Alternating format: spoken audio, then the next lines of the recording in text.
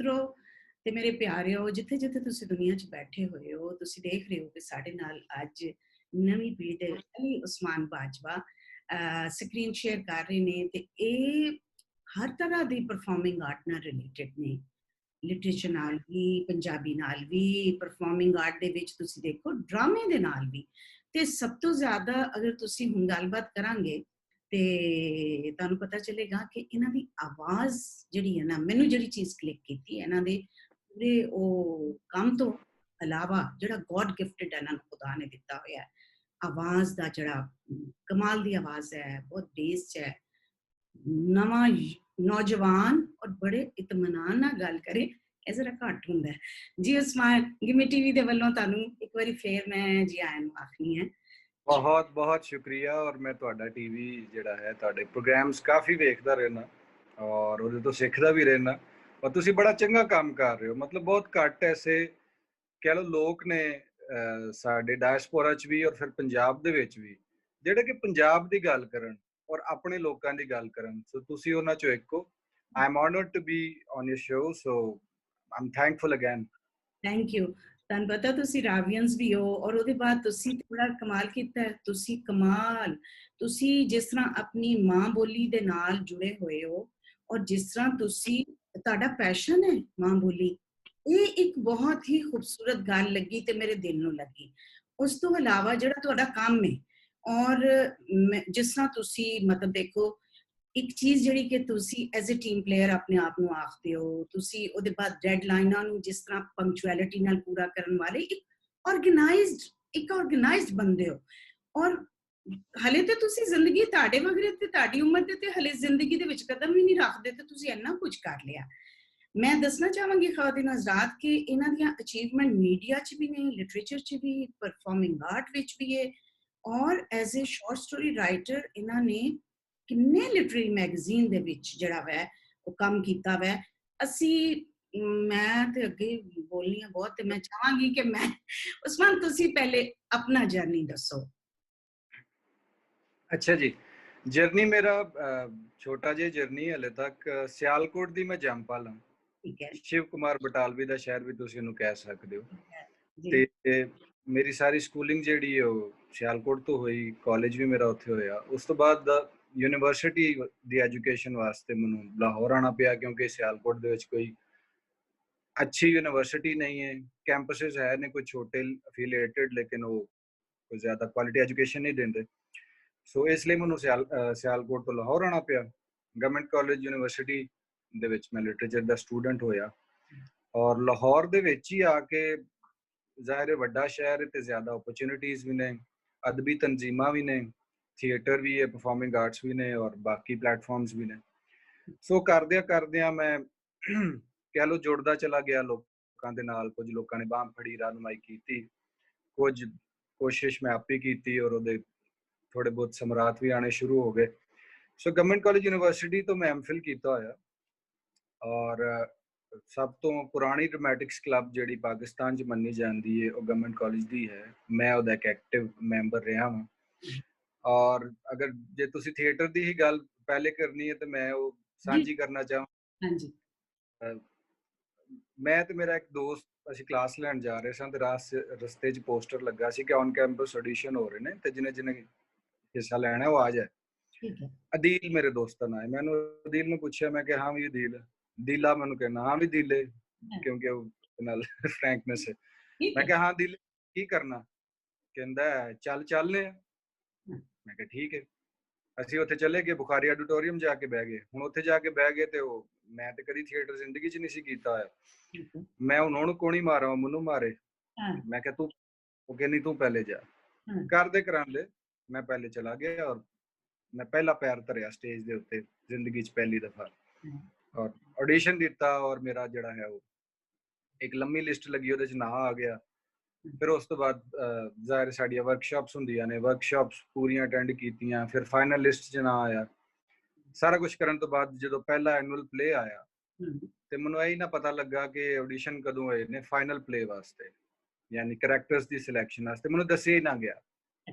ਔਰ ਮੇਰੀ duty production 'ਚ ਲਾ ਦਿੱਤੀ ਗਈ ਔਰ ਮੇਰੀ ਡਿਊਟੀ ਗੇਟ ਦੇ ਉੱਤੇ ਲਾ ਦਿੱਤੀ ਗਈ ਕਿ ਜਿਹੜੇ ਪ੍ਰਾਹੁਣੇ ਆਉਣਗੇ ਉਹਨਾਂ ਨੂੰ ਤੁਸੀਂ ਲੈ ਕੇ ਆਉਣਾ। ਮੈਂ ਠੀਕ ਹੈ। ਜ਼ਾਹਿਰ ਹੈ I was junior in the club as far as the acting is concerned. ਬਿਲਕੁਲ। ਮੈਂ ਕਿਹਾ ਜੀ ਠੀਕ ਹੈ। ਉਹ ਫਿਰ ਸਫ਼ਰ ਚੱਲਦਾ ਰਿਹਾ। ਉਸ ਤੋਂ ਬਾਅਦ ਇੱਕ ਖੇਲ ਸੀ, ਉਹਦਾ ਨਾਂ ਸੀ ਦ ਟਾਈਗਰ ਆਫ ਮੈਸੂਰ, ਸ਼ੇਰੇ ਮੈਸੂਰ ਉਹਨੂੰ ਅਸੀਂ ਕਹਿੰਦੇ। ਤੇ ਉਹ ਬਾਇਲਿੰਗੁਅਲ ਉਹਨੂੰ ਅਸੀਂ ਖੇਲ ਕਵਾਂਗੇ ਦੀ ਵਜ੍ਹਾ ਹੈ ਕਿ ਉਰਦੂ ਔਰ ਅੰਗਰੇਜ਼ੀ ਦੇ ਵਿੱਚ ਸੀ ਉਹ। ਤੇ ਉਹ ਬਾਇਲਿੰਗੁਅਲ ਵੀ ਇਸ ਕਰਕੇ ਹੋਇਆ ਕਿ ਉਹਦੇ ਜਿਹੜਾ ਮੈਂ ਕਰੈਕਟਰ ਕੀਤਾ ਸੀ ਉਹ ਬਾਇਲਿੰਗੁਅਲ ਸੀ, ਬਾਕੀ ਸਾਰੇ ਉਰਦੂ ਹੀ ਸਨ। ਤੇ ਮੈਂ ਇੱਕ ਫਰੰਗੀ ਦਾ ਕਿਰਦਾਰ ਅਦਾ ਕੀਤਾ ਸੀ ਔਰ ਪੰਜਾਬੀ ਮੁੰਡਾ ਹੋ ਕੇ ਵੀ ਮੈਂ ਗੋਰੇ ਦਾ ਕਰੈਕਟਰ ਕੀਤਾ ਔਰ ਅੰਗਰੇਜ਼ੀ ਬੋਲਣ ਦੀ ਕੋਸ਼ਿਸ਼ ਕੀਤੀ ਪ੍ਰੈਕਟਿਸ ਦੇ ਨਾਲ। ਤੇ ਉਹ ਇੱਕ ਕਾਮਯਾਬ ਸ਼ੋਅ ਰਿਹਾ ਔਰ ਡਰਾਮੈਟਿਕਸ ਦੀ ਹਿਸਟਰੀ ਦੇ ਵਿੱਚ ਸ਼ਾਇਦ ਪਹਿਲਾ ਖੇਲ ਹੈ ਜਿਹੜਾ 5 ਦਫਾ ਖੇਡਿਆ ਗਿਆ ਆਡੀਅנס ਵਾਸਤੇ। ਅੱਗੇ ਪਿੱਛੇ ਜਿਹੜੇ ਸਾਡੇ ਕੋਲ ਖੇਲ ਰਹੇ ਨੇ ਉਹ ਜ਼ਿਆਦਾਤਰ 3 ਦਿਨ ਹੁੰਦੇ ਨੇ ਸਾਡੇ। ਪਹਿਲਾ ਦਿਨ ਫੈਕਲਟੀ ਔਰ ਫੈਮਿਲੀ ਮੈਂਬਰਸ ਦਾ ਹੁੰਦਾ ਔਰ ਬਾਕੀ ਸਟੂਡੈਂਟਸ ਵਾਸਤੇ ਹੁੰਦੇ ਨੇ। ਤੇ ਇਹ 5 ਦਫਾ ਸਾਨੂੰ ਕਰਨਾ ਪਿਆ ਕਿਉਂਕਿ ਉਹਦੀ ਮਕਬੂਲੀਅਤ ਥੋੜੀ ਜ਼ਿਆਦਾ ਵੀ ਸੀ ਔਰ ਸਾਰੇ ਲੋਕ ਵੇਖ ਨਹੀਂ ਸਨ ਸਕੇ। ਸੋ ਉਹ ਇੱਕ ਕਾਮਯਾਬ ਚੀਜ਼ ਮੇਰੇ ਵਾਸਤੇ ਰਹੀ। ਉਸ ਤੋਂ ਬਾਅਦ ਫਿਰ ਜਿਹੜਾ ਖੇਡ ਹੁੰਦਾ ਉਹ ਸਾਡੇ ਕੋਲ ਹੁੰਦਾ ਰਈਸ ਦੇ ਨਾਂ ਤੋਂ। ਸ਼ੇਕਸਪੀਅਰ ਦਾ ਇੱਕ ਅੰਗਰੇਜ਼ੀ ਖੇਡ ਸੀ, ਉਹਦਾ ਉਰਦੂ ਤਰਜਮਾ ਸੀ। ਉਹਦੇ ਵਾਸਤੇ ਮੈਂ ਅਸਿਸਟੈਂਟ ਡਾਇਰੈਕਟਰ ਦੇ ਤੌਰ ਤੇ ਕੰਮ ਕੀਤਾ।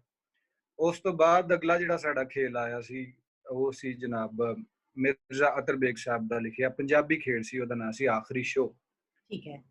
ਤੇ ਉਹਦੇ ਵਿੱਚ ਜਨਾਬ ਮੈਨੂੰ ਫਿਰ ਮੇਨ ਕਰੈਕਟਰ 4 ਸਾਲ ਦੀ ਕਹਿ ਲਓ ਇੱਕ ਹਿਸਾਬ ਦੀ ਰਿਆਜ਼ਤ ਸਟੇਜ ਦੇ ਉੱਤੇ ਥੱਲੇ ਅੰਦਰ ਬਾਹਰ ਤੇ ਫਿਰਨ ਤੋਂ ਬਾਅਦ ਮਿਲ ਗਏ।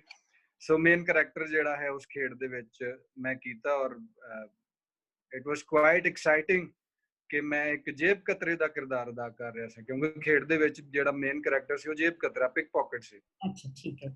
ਉਹ ਵੀ ਇੱਕ ਕਾਮਯਾਬ ਸ਼ੋਅ ਸਾਡਾ ਰਿਹਾ। ਫਿਰ ਮੈਂ ਕੁਝ NGOs ਦੇ ਨਾਲ ਵੀ ਕੰਮ ਕੀਤਾ ਥੀਏਟਰ ਵਾਸਤੇ, ਮਾਰਜਨਲਾਈਜ਼ਡ ਸੁਸਾਇਟੀ, ਕਮਿਊਨਿਟੀਜ਼ ਔਰ ਟਰਾਂਸਜੈਂਡਰਸ ਔਰ ਬਾਕੀ ਲੋਕ ਜਿਹੜੇ ਨੇ ਉਹਨਾਂ ਨੂੰ ਥੀਏਟਰ ਸਿਖਾਉਣਾ ਔਰ ਉਹਨਾਂ ਨੂੰ ਕੋਸ਼ਿਸ਼ ਕਰਨਾ ਕਿ ਉਹ ਨਾਰਮਲ ਜਿਹੜੇ ਇਨਸਾਨ ਨੇ ਉਹਨਾਂ ਦੀ ਤਰ੍ਹਾਂ ਹੀ ਜ਼ਿੰਦਗੀ ਗੁਜ਼ਾਰਨ ਔਰ ਉਹਨਾਂ ਦਾ ਹਿੱਸਾ ਬਣਨ ਔਰ ਆਪਣੇ ਆਪ ਨੂੰ ਨਾਰਮਲ ਫੀਲ ਕਰਨ। ਇਹ NGO ਦਾ ਇਨੀਸ਼ੀਏਟਿਵ ਸੀ। ਉੱਥੇ ਮੈਂ ਵਰਕਸ਼ਾਪਸ ਦਿੱਤੀਆਂ ਔਰ ਇੱਕ ਖੇਡ ਮੈਂ ਲਿਖਿਆ ਮਸਬਤ ਦੇ ਨਾਂ ਤੋਂ। ਉਹਦਾ ਮਤਲਬ ਕੋਰ ਹੈ ਸੀ, ਟੌਪਿਕ ਹੈ ਸੀ HIV ਔਰ AIDS ਦੇ ਬਾਰੇ ਅਵੇਅਰਨੈਸ ਸੀ ਕਿਉਂਕਿ ਸਾਡੇ ਮੁਲਕ 'ਚ ਤੁਹਾਨੂੰ ਪਤਾ ਹੈ HIV ਦੇ ਬਾਰੇ ਖੁਸੂਸਨ ਸਟਿਗਮੇਟਾਈਜ਼ ਕੀਤਾ ਗਿਆ ਇਸ ਬਿਮਾਰੀ ਨੂੰ ਔਰ ਜਿਹਦੀ ਵਜ੍ਹਾ ਤੋਂ ਉਹਦੇ ਫੈਲਾਅ ਦੇ ਵਿੱਚ ਜਿਹੜਾ ਹੈ ਉਹ ਤੇਜ਼ੀ ਆਈ ਔਰ ਉਹਨੂੰ ਰੋਕਣ ਵਿੱਚ ਮਸਲੇ ਪੈਦਾ ਹੋਏ। ਤਾਂ ਉਹ ਲਾਹੌਰ ਦੇ ਵਿੱਚ ਅਸੀਂ 3 ਸ਼ੋਅਸ ਕੀਤੇ। ਇਸ ਤੋਂ ਇਲਾਵਾ ਵੀ ਕਾਫੀ ਛੋਟੇ ਵੱਡੇ ਪ੍ਰੋਜੈਕਟਸ ਥੀਏਟਰ ਦੇ ਹਵਾਲੇ ਨਾਲ ਜਿਹੜਾ ਹੈ ਉਹ ਮੈਂ ਕਰਦਾ ਰਿਹਾ ਪੈਂਡੈਮਿਕ ਤੋਂ ਪਹਿਲੇ ਤੱਕ ਤੇ ਥੀਏਟਰ ਦੀ ਤੇ ਟੋਟਲ ਕਹਾਣੀ ਹੈ। ਅੱਛਾ, ਇੱਥੇ ਅਸੀਂ ਹੁਣ ਮੈਂ ਤੁਹਾਨੂੰ ਦੱਸਾਂ ਕਿ ਥੀਏਟਰ ਦੀ ਕਹਾਣੀ ਬੜੀ ਤੁਹਾਡੀ ਜ਼ਬਰਦਸਤ ਕਿਸਮ ਦੀ ਕਹਾਣੀ ਹੈ। ਇੱਕ ਮੁੰਡਾ ਜਿਸ ਤਰ੍ਹਾਂ ਕਿਹਾ ਜਾਂਦਾ ਹੈ ਕਿ ਐਜ਼ ਕੰਪੇਅਰ ਟੂ ਲਾਹੌਰ, ਵੈਸੇ ਤੇ ਮੇਰੇ ਪਰਸਨਲ ਪੁਆਇੰਟ ਆਫ ਵਿਊ ਨਾਲ ਤੇ ਮੈਨੂੰ ਕੋਈ ਚੀਜ਼ ਦਾ ਫਰਕ ਨਹੀਂ ਲੱਗਦਾ, ਮੈਨੂੰ ਸਾਰੇ ਸ਼ਹਿਰ ਇੱਕੋ ਜਿਹੇ ਲੱਗਦੇ ਨੇ ਕਿਉਂਕਿ ਮੈਂ ਦੇਖਣੀ ਹੈ ਟੈਲੈਂਟ। ਮੈਂ ਉਹ ਨਹੀਂ ਕਹਿੰਦੀ ਕਿ ਨਹੀਂ ਜੀ, ਲੇਕਿਨ ਚਲੋ ਇੱਕ ਜਨਰਲਾਈਜ਼ ਲੋਕ ਸਮਝਦੇ ਆ ਕਿ ਜਿਸ ਤਰ੍ਹਾਂ ਸਿਆਲਕੋਟ ਨਿਸਬਤਨ ਲਾਹੌਰ ਤੋਂ ਛੋਟਾ ਸ਼ਹਿਰ ਸੀ, ਉਸ ਸ਼ਹਿਰ ਇੱਕ ਬੱਚਾ ਆਉਂਦਾ ਹੈ ਔਰ ਉਹ ਪਹਿਲੀ ਦਫਾ ਸਟੇਜ ਤੇ ਪੈਰ ਰੱਖਦਾ ਹੈ ਤੇ ਫਿਰ ਉਹ ਕਿਉਂਕਿ ਸਭ ਤੋਂ ਜੂਨੀਅਰ ਹੁੰਦਾ ਹੈ ਤੇ ਉਹ ਮਹਿਮਾਨਾਂ ਨੂੰ ਰਿਸੀਵ ਕਰਦਾ, ਲੇਕਿਨ ਉਹ ਆਪਣਾ ਆਪ ਮਨਵਾ ਲੈਂਦਾ ਹੈ ਆਪਣੇ ਇੱਕ ਇਨਬੋਰਨ ਟੈਲੈਂਟ ਔਰ ਇੱਕ ਕੁਇਕ ਲਰਨਰ ਤੁਸੀਂ ਜ਼ਰੂਰ ਹੋਵੋਗੇ, I am sure about that, ਕਿਉਂਕਿ ਇੰਨੀ ਜਲਦੀ ਕੋਈ ਸਿੱਖਦਾ ਨਹੀਂ ਹੈ। ਠੀਕ ਹੈ, ਹੁਣ ਜਿਸ ਤਰ੍ਹਾਂ ਮੈਂ ਤੁਹਾਡੇ ਨਾਲ ਗੱਲ ਕਰ ਰਹੀ ਹਾਂ ਨਾ ਤੇ ਮੈਂ ਐਵੇਂ ਚਲੋ ਥੋੜੀ ਜਿਹੀ ਤਾਰੀਫ ਆਪਣੀ ਵੀ ਕਰ ਲਾਂ ਕਿ ਮੈਂ ਤੁਹਾਡੇ ਕੋਲੋਂ ਵੀ ਬਹੁਤ ਜਲਦੀ ਪਿਕ ਕਰਾਂਗੀ ਚੀਜ਼। ਇਹ ਕੋਈ ਮੇਰੀ ਖਾਸੀਅਤ ਨਹੀਂ ਹੈ ਬਟ ਇਹ ਗੋਡ ਗਿਫਟਡ ਚੀਜ਼ ਹੁੰਦੀ ਹੈ ਜਿਹੜੀ ਇਹ ਅੱਲਾ ਨੇ ਕਈਆਂ ਨੂੰ ਦੇ ਦਿੱਤੀ। ਖੁਦਾ ਨੇ ਸਭ ਨੂੰ ਬਹੁਤ ਕੁਝ ਦਿੱਤਾ ਹੁੰਦਾ, ਕੋਈ ਕਮੀ ਜ਼ਿਆਦਤੀ ਹੁੰਦੀ ਹੈ ਨਾ ਤੇ ਉਹਦੇ ਵਿੱਚ ਜਿਹੜੀ ਕੋਈ ਨਾ ਕੋਈ ਕੁਆਲਿਟੀ ਇੱਕ ਐਕਸਟਰਾ ਜ਼ਰੂਰ ਰੱਖੀ ਹੁੰਦੀ ਹੈ। ਇਹ ਗੱਲ ਹੁੰਦੀ ਹੈ ਕਿ ਕੋਈ ਇਨਸਾਨ ਉਹਦੀ ਖੋਜ ਕਿਦੋਂ ਕਰਦਾ ਆਪਣੇ ਅੰਦਰ ਤੋਂ। ਤੇ ਅਸੀਂ ਇਹ ਪਰਫਾਰਮਿੰਗ ਆਰਟ ਦਾ ਬੜਾ ਜ਼ਬਰਦਸਤ ਹੈ। ਤੁਹਾਨੂੰ ਪਤਾ ਅੱਜ ਤੋਂ ਕੋਈ ਮੇਰਾ ਖਿਆਲ ਹੈ ਇਹ 88 ਦੇ ਜਾਂ 86 ਦੇ ਸੈਸ਼ਨ 'ਚ ਅਸੀਂ ਲਾਹੌਰ ਕਾਲਜ ਦੀ ਹਿਸਟਰੀ 'ਚ ਪਹਿਲੀ ਦਫਾ ਸ਼ੇਕਸਪੀਅਰ ਦਾ ਪਲੇ ਸਾਡੇ ਬੈਚ ਨੇ, ਗ੍ਰੈਜੂਏਟ ਬੈਚ ਨੇ ਪਰਫਾਰਮ ਕੀਤਾ ਸੀ ਔਰ ਉਸ ਵਕਤ ਐਡੀ ਵੱਡੀ ਗੱਲ ਸੀ ਕਿ ਇਹ ਬ੍ਰਿਟਿਸ਼ ਕੌਂਸਲ ਵਾਲੇ ਤੇ ਇਹ ਅਮਰੀਕਨ ਸੈਂਟਰ ਵਾਲੇ ਔਰ ਅਖਬਾਰਾਂ 'ਚ ਕੋਈ ਬੜੀ ਚੀਜ਼ ਹੋਈ ਸੀ ਔਰ ਸਾਨੂੰ ਉਸ ਵਕਤ ਗਾਈਡ ਕੀਤਾ ਸੀ ਸਮੀਨਾ ਅਹਿਮਦ ਤੇ ਉਸਮਾਨ ਪੀਰਜ਼ਾਦਾ ਨੇ। ਵਾਲਿਦ ਸਾਹਿਬ ਉਦੋਂ ਰੇਡੀਓ 'ਚ ਹੁੰਦੇ ਸੀ ਤੇ ਮੈਂ ਪਿੱਛੇ ਪਈ ਹੋਈ ਸਾਂ, ਨਹੀਂ ਅਸੀਂ ਕਰਨਾ ਹੈ ਕਰਨਾ। ਔਰ ਸ਼ੇਕਸਪੀਅਰ ਦੀ ਲੈਂਗੁਏਜ ਜਿਸ ਤਰ੍ਹਾਂ ਤੁਸੀਂ ਗੱਲ ਕਰਦੇ ਪਏ, ਬੜਾ ਔਖਾ ਕੰਮ ਹੈ ਉਹਨੂੰ, ਉਹਦੇ ਡਾਇਲੌਗ ਹੈ ਨਾ, ਉਹ ਜਿਹੜੇ ਉਹਦੇ ਡਾਇਲੌਗ, ਜਿਹੜੇ ਉਹਦੇ ਓਰੀਜਨਲ ਜਿਹੜੇ ਡਾਇਲੌਗ ਉਸੇ ਤਰ੍ਹਾਂ ਉਹਨੂੰ ਬੋਲਣਾ ਤੇ ਉਹਦੀ ਲੈਂਗੁਏਜ ਨੂੰ ਕਰਨਾ। ਬਹਰਹਾਲ ਇਹ ਜਿਹੜਾ ਦੇਖੋ, ਅਗਰ ਅਸੀਂ ਆਪਣੇ ਟਾਈਮ ਤੇ ਕੀਤਾ ਤੇ ਤੁਸੀਂ ਅੱਜ ਦੀ ਪੀੜ੍ਹੀ 'ਚੋਂ ਕੰਮ ਕੀਤਾ, ਔਰ ਤੁਸੀਂ ਅਗਰ ਕੁਝ ਸਾਲ ਪਹਿਲੇ 3-4 ਸਾਲ ਕੋਈ ਐਡੇ ਗੱਲ ਨਹੀਂ ਹੁੰਦੀ, ਲੇਕਿਨ ਤੁਹਾਡੇ ਆਉਣ ਵਾਲੇ ਜਿਸ ਤਰ੍ਹਾਂ ਤੁਸੀਂ ਸਿਖਾ ਰਹੇ ਹੋ, ਔਰ ਜਿਸ ਤਰ੍ਹਾਂ ਥੀਏਟਰ ਦੇ ਨਾਲ ਤੁਸੀਂ ਜਿਹੜਾ ਸੋਸ਼ਲ ਕਾਜ਼ ਵੀ ਆਪਣਾ ਪੂਰਾ ਕਰ ਰਹੇ ਹੋ, ਜਿਸ ਤਰ੍ਹਾਂ ਟ੍ਰਾਂਸਜੈਂਡਰ ਦਾ ਤੁਸੀਂ ਕਰ ਰਹੇ ਹੋ, ਆਈ ਰੀਲੀ ਸਲੂਟ ਯੂ। ਕਿਉਂਕਿ ਮੈਂ ਸਮਝਦੀ ਹਾਂ ਕਿ ਤੁਹਾਡਾ ਜਿਹੜਾ ਰੈਫਰੈਂਸ ਦਿੱਤਾ ਗਿਆ ਨਾ, ਉਹ ਇੱਕ ਐਸੀ ਬੰਦੀ ਨੇ ਦਿੱਤਾ ਜਿਹੜੀ ਨੌਜਵਾਨ ਨਸਲ ਨੂੰ ਨਾ ਉਹ ਇੰਨਾ ਪ੍ਰਮੋਟ ਕਰਦੀਆਂ। ਨੁਜ਼ਰਤ ਅब्बास ਆਕਸਫੋਰਡ ਵਾਲੇ ਮੇਰੀ ਮੁਰਸ਼ਦ ਨੇ, ਮੇਰੀ ਬਹੁਤ ਗਾਈਡਲਾਈਨ ਜਿਹੜਾ ਵੀ ਮੈਂ ਉਹਨਾਂ ਕੋਲ ਇੰਗਲੈਂਡ ਦੇ ਵਿੱਚ ਉਹਨਾਂ ਦੇ ਨਾਲ ਸਭ ਕੁਝ ਸਿੱਖ ਰਹੀ ਹਾਂ। ਤੇ ਉਹਨਾਂ ਨੇ ਕਿਹਾ ਕਿ, ਔਰ ਮੈਂ ਖੁਦ ਵੀ ਉਹਨਾਂ ਦੀ ਹੀ ਫੋਲੋਵਰ ਹਾਂ, ਕਿ ਨੌਜਵਾਨ ਨਸਲ ਨੂੰ ਨਾ ਸਾਨੂੰ ਦਿਲ ਵੱਡੇ ਰੱਖਣੇ ਚਾਹੀਦੇ ਆ। ਵੀ ਦੇਖੋ ਨਾ, ਅਸੀਂ ਹੁਣ ਹੇਠਲੇ ਪਾਸੇ ਹੌਲੀ ਹੌਲੀ ਟਾਈਮ ਗੁਜ਼ਰਦਾ ਪਿਆ ਤੇ ਅਸੀਂ ਆਪਣੀ ਜਗ੍ਹਾ ਤੋਂ ਦੂਸਰਿਆਂ ਨੂੰ ਜਗ੍ਹਾ ਦੇ। ਦਿਸ ਇਜ਼ ਵੈਰੀ ਇੰਪੋਰਟੈਂਟ ਕਿ ਥੋੜਾ ਦਿਲ ਵੱਡੇ ਰੱਖਣੇ ਚਾਹੀਦੇ ਨੇ, ਕਿ ਜਿਹੜੇ ਆਪਣੇ ਬੱਚੇ ਨੇ ਉਹਨਾਂ ਨੂੰ ਥੋੜਾ ਨਾਲ ਅਸੀਂ ਟ੍ਰੇਨਡ ਕਰੀਏ। ਥੀਏਟਰ ਤੋਂ ਜੋ ਮੈਂ ਤੁਹਾਡੇ ਇੱਧਰ ਆ ਜਾਵਾਂ, ਜਿਹੜਾ ਤੁਸੀਂ ਸ਼ਾਰਟ ਸਟੋਰੀਜ਼ ਲਿਟਰੇਰੀ ਮੈਗਜ਼ੀਨ 'ਚ ਕੀਤੀਆਂ ਨੇ, ਔਰ ਉਹ ਜਿਹੜਾ ਤੁਸੀਂ, ਮੈਂ ਥੋੜਾ ਜਿਹਾ ਖਵਾਤੀਨੋ ਹਜ਼ਰਾਤ ਤੁਹਾਨੂੰ ਦੱਸਦਾ ਕਿ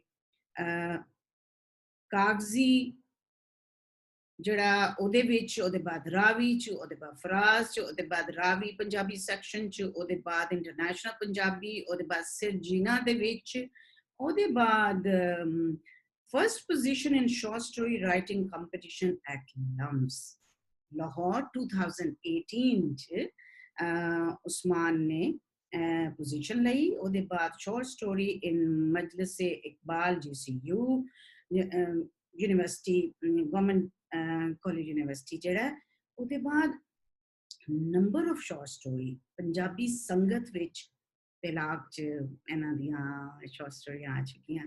ਕਿਆ ਅਮੇਜ਼ਿੰਗ ਕੰਟਰੀਬਿਊਸ਼ਨ ਹੈ। ਔਰ ਲਾਹੌਰ ਆਰਟਸ ਫੋਰਮ ਦੇ ਉੱਤੇ, ਉਹਦੇ ਬਾਅਦ PWA ਲਾਹੌਰ ਦੇ ਵਿੱਚ ਵੀ ਕੀਤਾ। ਔਰ ਸਿਰਫ ਇਹ ਹੀ ਨਹੀਂ, ਐਜ਼ ਏ ਕ੍ਰਿਟਿਕ ਜਿਹੜਾ ਉਹ ਵੀ ਕੰਮ ਕੀਤਾ ਹੈ, ਔਰ ਤਖਲੀਕ ਔਰ ਤਸਦੀਰ ਦੇ ਵਿੱਚ ਵੀ ਇਹਨਾਂ ਦੇ ਲਿਟਰੇਰੀ ਜਰਨਲਸ ਜਿਹੜੇ ਹੈ ਉਹਨਾਂ ਦੇ ਵਿੱਚ ਇਹਨਾਂ ਦਾ ਕ੍ਰਿਟੀਕਲ ਕੰਮ ਆ ਚੁੱਕਿਆ ਹੈ। ਪਲੇ ਰਾਈਟਰ ਵੀ ਹੈਗੇ ਨੇ, ਔਰ ਵਨ ਐਕਟ ਪਲੇ ਤੇ ਡਿਫਰੈਂਟ ਕੰਮ ਜਿਹੜੇ ਨੇ ਉਹ ਵੀ ਕਰ ਚੁੱਕੇ ਹੈ। ਔਰ ਇਹਦੇ ਬਾਅਦ ਡਾਇਰੈਕਸ਼ਨ ਜਿਸ ਤਰ੍ਹਾਂ ਦੱਸਦੇ ਪਏ ਨੇ, ਪ੍ਰੋਡਕਸ਼ਨਸ ਵੀ ਕਰ ਚੁੱਕੇ ਨੇ, ਰੇਡੀਓ ਬ੍ਰੌਡਕਾਸਟਰ ਵੀ ਨੇ। ਔਰ ਦੇਖੋ ਐਮਫਿਲ ਇਹਨਾਂ ਨੇ ਉਰਦੂ ਲਿਟਰੇਚਰ 'ਚ ਕੀਤਾ, ਮਾਸਟਰਸ ਉਰਦੂ ਲਿਟਰੇਚਰ 'ਚ ਕੀਤਾ, ਔਰ 3rd ਪੋਜੀਸ਼ਨ ਇਹਨਾਂ ਦੀ ਉਰਦੂ ਵਿੱਚ ਆ ਚੁੱਕੀ ਹੈ। ਔਰ ਹੁਣ ਉਹਨਾਂ ਨੇ ਡਿਪਲੋਮਾ ਕੀਤਾ film and television from NCA Lahore. ਤੇ ਜਨਾਬੇ ਵਾਲਾ ਇਹ ਸਾਡੇ ਕੋਲ ਜਿਹੜਾ ਅੱਜ ਦਾ ਤੁਸੀਂ ਦੇਖ ਰਹੇ ਹੋ ਕਿ ਮਹਿਮਾਨ ਮੈਂ ਤੇ ਉਹਨਾਂ ਨੂੰ ਤੇ ਜਿਹੜਾ ਕੰਮ ਕਰਨਾ ਹੀ ਹੈ, ਬੋਲਣਾ ਹੀ ਹੈ, ਤੇ ਸਾਨੂੰ ਥੋੜਾ ਜਿਹਾ ਪ੍ਰੋਬਲਮ ਦਿੰਦਾ ਪਿਆ। ਲੈਂਡਸਕੇਪ ਤੇ ਆ ਜਾਓ ਉਸਮਾਨ। ਲੈਂਡਸਕੇਪ ਹੀ ਕੀਤਾ ਹੋਇਆ, ਪਤਾ ਨਹੀਂ। ਹਾਂਜੀ ਚਲੋ ਜੀ, ਹੁਣ ਤੁਹਾਡੇ ਥੀਏਟਰ ਤੋਂ ਮੈਂ ਆ ਜਾ। ਅਗਰ ਤੁਹਾਡੇ ਇਹ ਜਿਹੜਾ ਕੰਮ ਤੁਸੀਂ ਪ੍ਰੋਡਕਸ਼ਨ ਦਾ, ਤੇ ਉਹਦਾ ਦੱਸੋ ਕਿ ਉਹ ਤੇ ਤੁਸੀਂ ਡਰਾਮਾ ਔਰ ਸਭ ਕੁਝ, ਜਿਹੜੇ ਸ਼ਾਰਟ ਸਟੋਰੀ ਦਾ ਵੀ ਤੁਸੀਂ ਪੋਜੀਸ਼ਨ ਲਈ ਲੰਸ ਦੇ ਵਿੱਚ, ਲਿਖਣ ਦਾ ਜਿਹੜਾ ਕੰਮ ਹੈ ਇਹ ਵੀ ਤੁਸੀਂ ਆਪਣਾ ਨਾਲ ਪੰਜਾਬੀ ਦੇ ਵੀ ਜੋੜਿਆ ਹੋਇਆ, ਕਿਸ ਤਰ੍ਹਾਂ? ਸ਼ਾਰਟ ਸਟੋਰੀ ਦਾ ਹੈ ਕਿ ਬਚਪਨ ਤੋਂ ਹੀ ਮਤਲਬ ਥੋੜਾ ਟਿਪੀਕਲ ਚੱਲ। ਕੋਈ ਗੱਲ ਨਹੀਂ, ਟਿਪੀਕਲ ਕੀ ਹੈ ਦੱਸੋ, ਜੋ ਵੀ ਹੈ।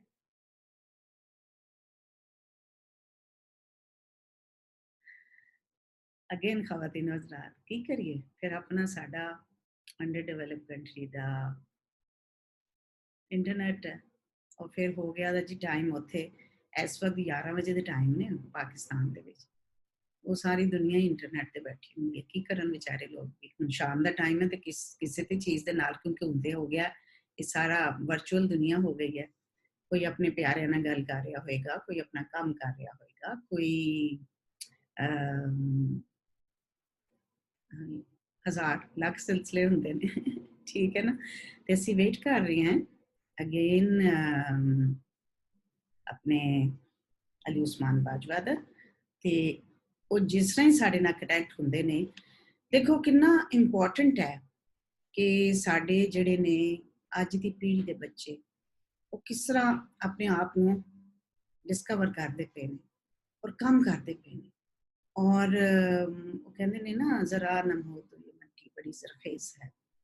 ਇਹ ਸਾਡੀ ਜਿਹੜੀ ਮਿੱਟੀ ਹੈ, ਜਿਹੜੀ ਸਾਡੀ ਪੌਦ ਹੈ। ਅੱਛਾ, ਮੈਨੂੰ ਬਹੁਤ ਜ਼ਿਆਦਾ ਉਮੀਦਾਂ ਨੇ ਆਪਣੀ ਆਉਣ ਵਾਲੀ ਪੀੜ੍ਹੀ ਕੋਲ।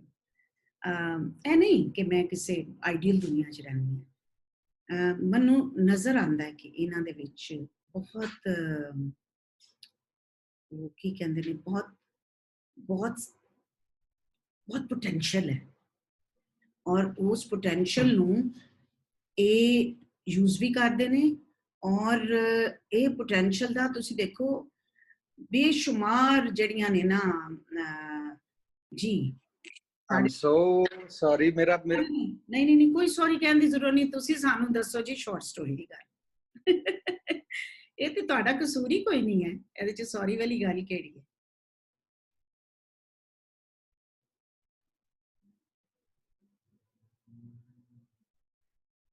ਫਿਰ ਮਸਲਾ ਹੋ ਗਿਆ।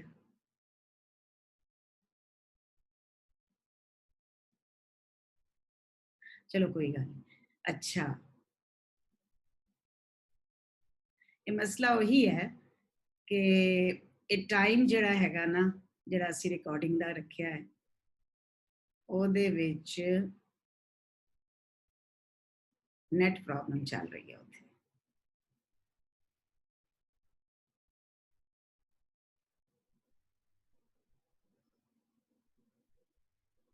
ਚਲੋ ਦੇਖਦੇ ਹਾਂ ਕੀ ਸਿਲਸਿਲਾ ਬਣਦਾ। ਤੇ ਤੁਸੀਂ ਦੇਖੋ ਜੀ, ਸਾਡੇ ਪੰਜਾਬ ਦੀ ਰਤਲ, ਸਾਡੇ ਪੰਜਾਬ ਦੇ ਹਰੇ ਭਰੇ ਖੇਤ, ਤੇ ਇਹ ਜਿਹੜਾ ਪਾਣੀ ਦਾ ਟਿਊਬਵੈੱਲ ਲੱਗਾ ਹੋਇਆ, ਆਏ ਹਾਏ, ਪਾਣੀ ਜਿਸ ਤਰ੍ਹਾਂ ਚੱਲ ਰਿਹਾ ਛੱਲਾ ਮਾਰਦਾ ਤੇ ਜ਼ਮੀਨਾਂ ਨੂੰ ਪਾਣੀ ਮਿਲਦਾ ਪਿਆ, ਇਹਦੀ ਕੀ ਬਾਤ ਹੈ। ਔਰ ਦੁੱਖ ਦੀ ਸਿਰਫ ਇੰਨੀ ਕੁ ਗੱਲ ਹੈ ਕਿ ਜਿਹੜਾ ਪਾਣੀ ਦੇ ਕੇ ਤੇ ਜਿਹੜੇ ਸਾਡੇ ਕਿਸਾਨ ਭਰਾ ਇਹ ਖਾਣ ਦਾ ਸਾਨੂੰ ਦਿੰਦੇ ਆ, ਤੇ ਉਹਨਾਂ ਨੂੰ ਕੀ ਮਿਲਦਾ? ਉਹਨਾਂ ਨੂੰ ਸ਼ਾਇਦ ਉਹਨਾਂ ਵੀ ਨਹੀਂ ਮਿਲਦਾ ਜਿੰਨੀ ਉਹ ਮਿਹਨਤ ਕਰਦੇ। ਤੇ ਜਿਹੜੇ ਮੁਆਸ਼ਰਿਆਂ ਦੇ ਵਿੱਚ ਇੰਝ ਦੀਆਂ ਨਾਇਨਸਾਫੀਆਂ ਹੋਣ, ਉਹਨਾਂ ਨਾਇਨਸਾਫੀਆਂ ਦੇ ਵਾਸਤੇ ਸਾਨੂੰ ਆਪਣੀ ਆਵਾਜ਼ ਜ਼ਰੂਰ ਬੁਲੰਦ ਕਰਨੀ ਚਾਹੀਦੀ ਹੈ। ਇਹ ਗੱਲ ਨਹੀਂ ਹੈ ਕਿ ਅਸੀਂ ਅਗਰ ਆਪਣੇ ਘਰ 'ਚ ਖੁਸ਼ ਹਾਂ ਜਾਂ ਸਾਡੇ ਤੇ ਕੋਈ ਕਰਮ ਨਵਾਜ਼ੀ ਰੱਬੋਂ ਹੋ ਗਈ ਹੈ ਤੇ ਅਸੀਂ ਕਹੀਏ ਜੀ ਅਸੀਂ ਤੇ ਠੀਕ ਹਾਂ, ਸਾਨੂੰ ਕਿਉਂ, ਸਾਨੂੰ ਦੂਜੇ ਦਾ ਕੀ ਖਿਆਲ ਕਰਨ ਦੀ ਜ਼ਰੂਰਤ ਹੈ ਨਾ। ਤੇ ਇਸ ਵਜ੍ਹਾ ਨਾਲ ਦੇਖੋ ਜੀ, ਇਹ ਆ ਰਹੇ ਨੇ ਦੁਬਾਰਾ ਅਲੀ ਉਸਮਾਨ, ਤੇ ਅਸੀਂ ਫੇਰ ਉਹਨਾਂ ਦੇ ਨਾਲ ਉਸਮਾਨ ਆ ਗਏ ਨੇ। ਤੇ ਜੀ ਉਸਮਾਨ ਜੀ, ਮੇਰਾ ਖਿਆਲ ਹੈ ਹੁਣ ਅਸੀਂ ਕਨੈਕਟ ਹੋਏ ਆ। ਆਮ ਰੀਲੀ ਵੈਰੀ ਸੌਰੀ। ਬਿਲਕੁਲ ਨਹੀਂ, ਨਹੀਂ ਹੈ। ਮੇਰੇ ਨਾਲ ਬੜਾ ਧੱਕਾ ਕਰਦਾ ਪਿਆ ਅੱਜ ਨਾ ਇੰਟਰਨੈਟ। ਕੋਈ ਗੱਲ ਨਹੀਂ, ਉਹ ਕੋਈ ਨਹੀਂ ਖੈਰ। ਅੱਛਾ, ਤੇ ਦੱਸੋ ਫਿਰ ਸ਼ਾਰਟ ਸਟੋਰੀ ਵੱਲ ਕਿਸ ਤਰ੍ਹਾਂ ਖਿਆਲ ਆ ਗਿਆ? ਹਾਂਜੀ, ਗੱਲ ਹੋ ਰਹੀ ਸੀ ਸ਼ਾਰਟ ਸਟੋਰੀ ਦੀ, ਤੇ ਮੈਂ ਕਹਿ ਰਿਹਾ ਸੀ ਕਿ ਮੈਨੂੰ ਬਚਪਨ ਤੋਂ ਕਹਾਣੀਆਂ ਜਿਹੜੀਆਂ ਨਾ ਪੜ੍ਹਨ ਦਾ ਵੀ ਔਰ ਕਹਾਣੀਆਂ ਸੁਣਾਉਣ ਦਾ ਵੀ ਸ਼ੌਕ ਸੀ। ਤੇ ਮੈਂ ਨਾ ਆਪਣੇ ਛੋਟੇ ਕਜ਼ਨਸ ਜਿਹੜੇ ਨੇ ਔਰ ਛੋਟੇ ਭੈਣਾਂ ਭਰਾ ਔਰ ਬਾਕੀ ਮਹੱਲੇ ਦੇ ਜਿਹੜੇ ਫਰੈਂਡਸ ਹਨ, ਉਹਨਾਂ ਨੂੰ ਬਿਠਾ ਕੇ ਤੇ ਮੈਂ ਕਹਾਣੀਆਂ ਸੁਣਾਉਂਦਾ ਸਾਂ ਕੋਲੋਂ ਬਣਾ ਕੇ।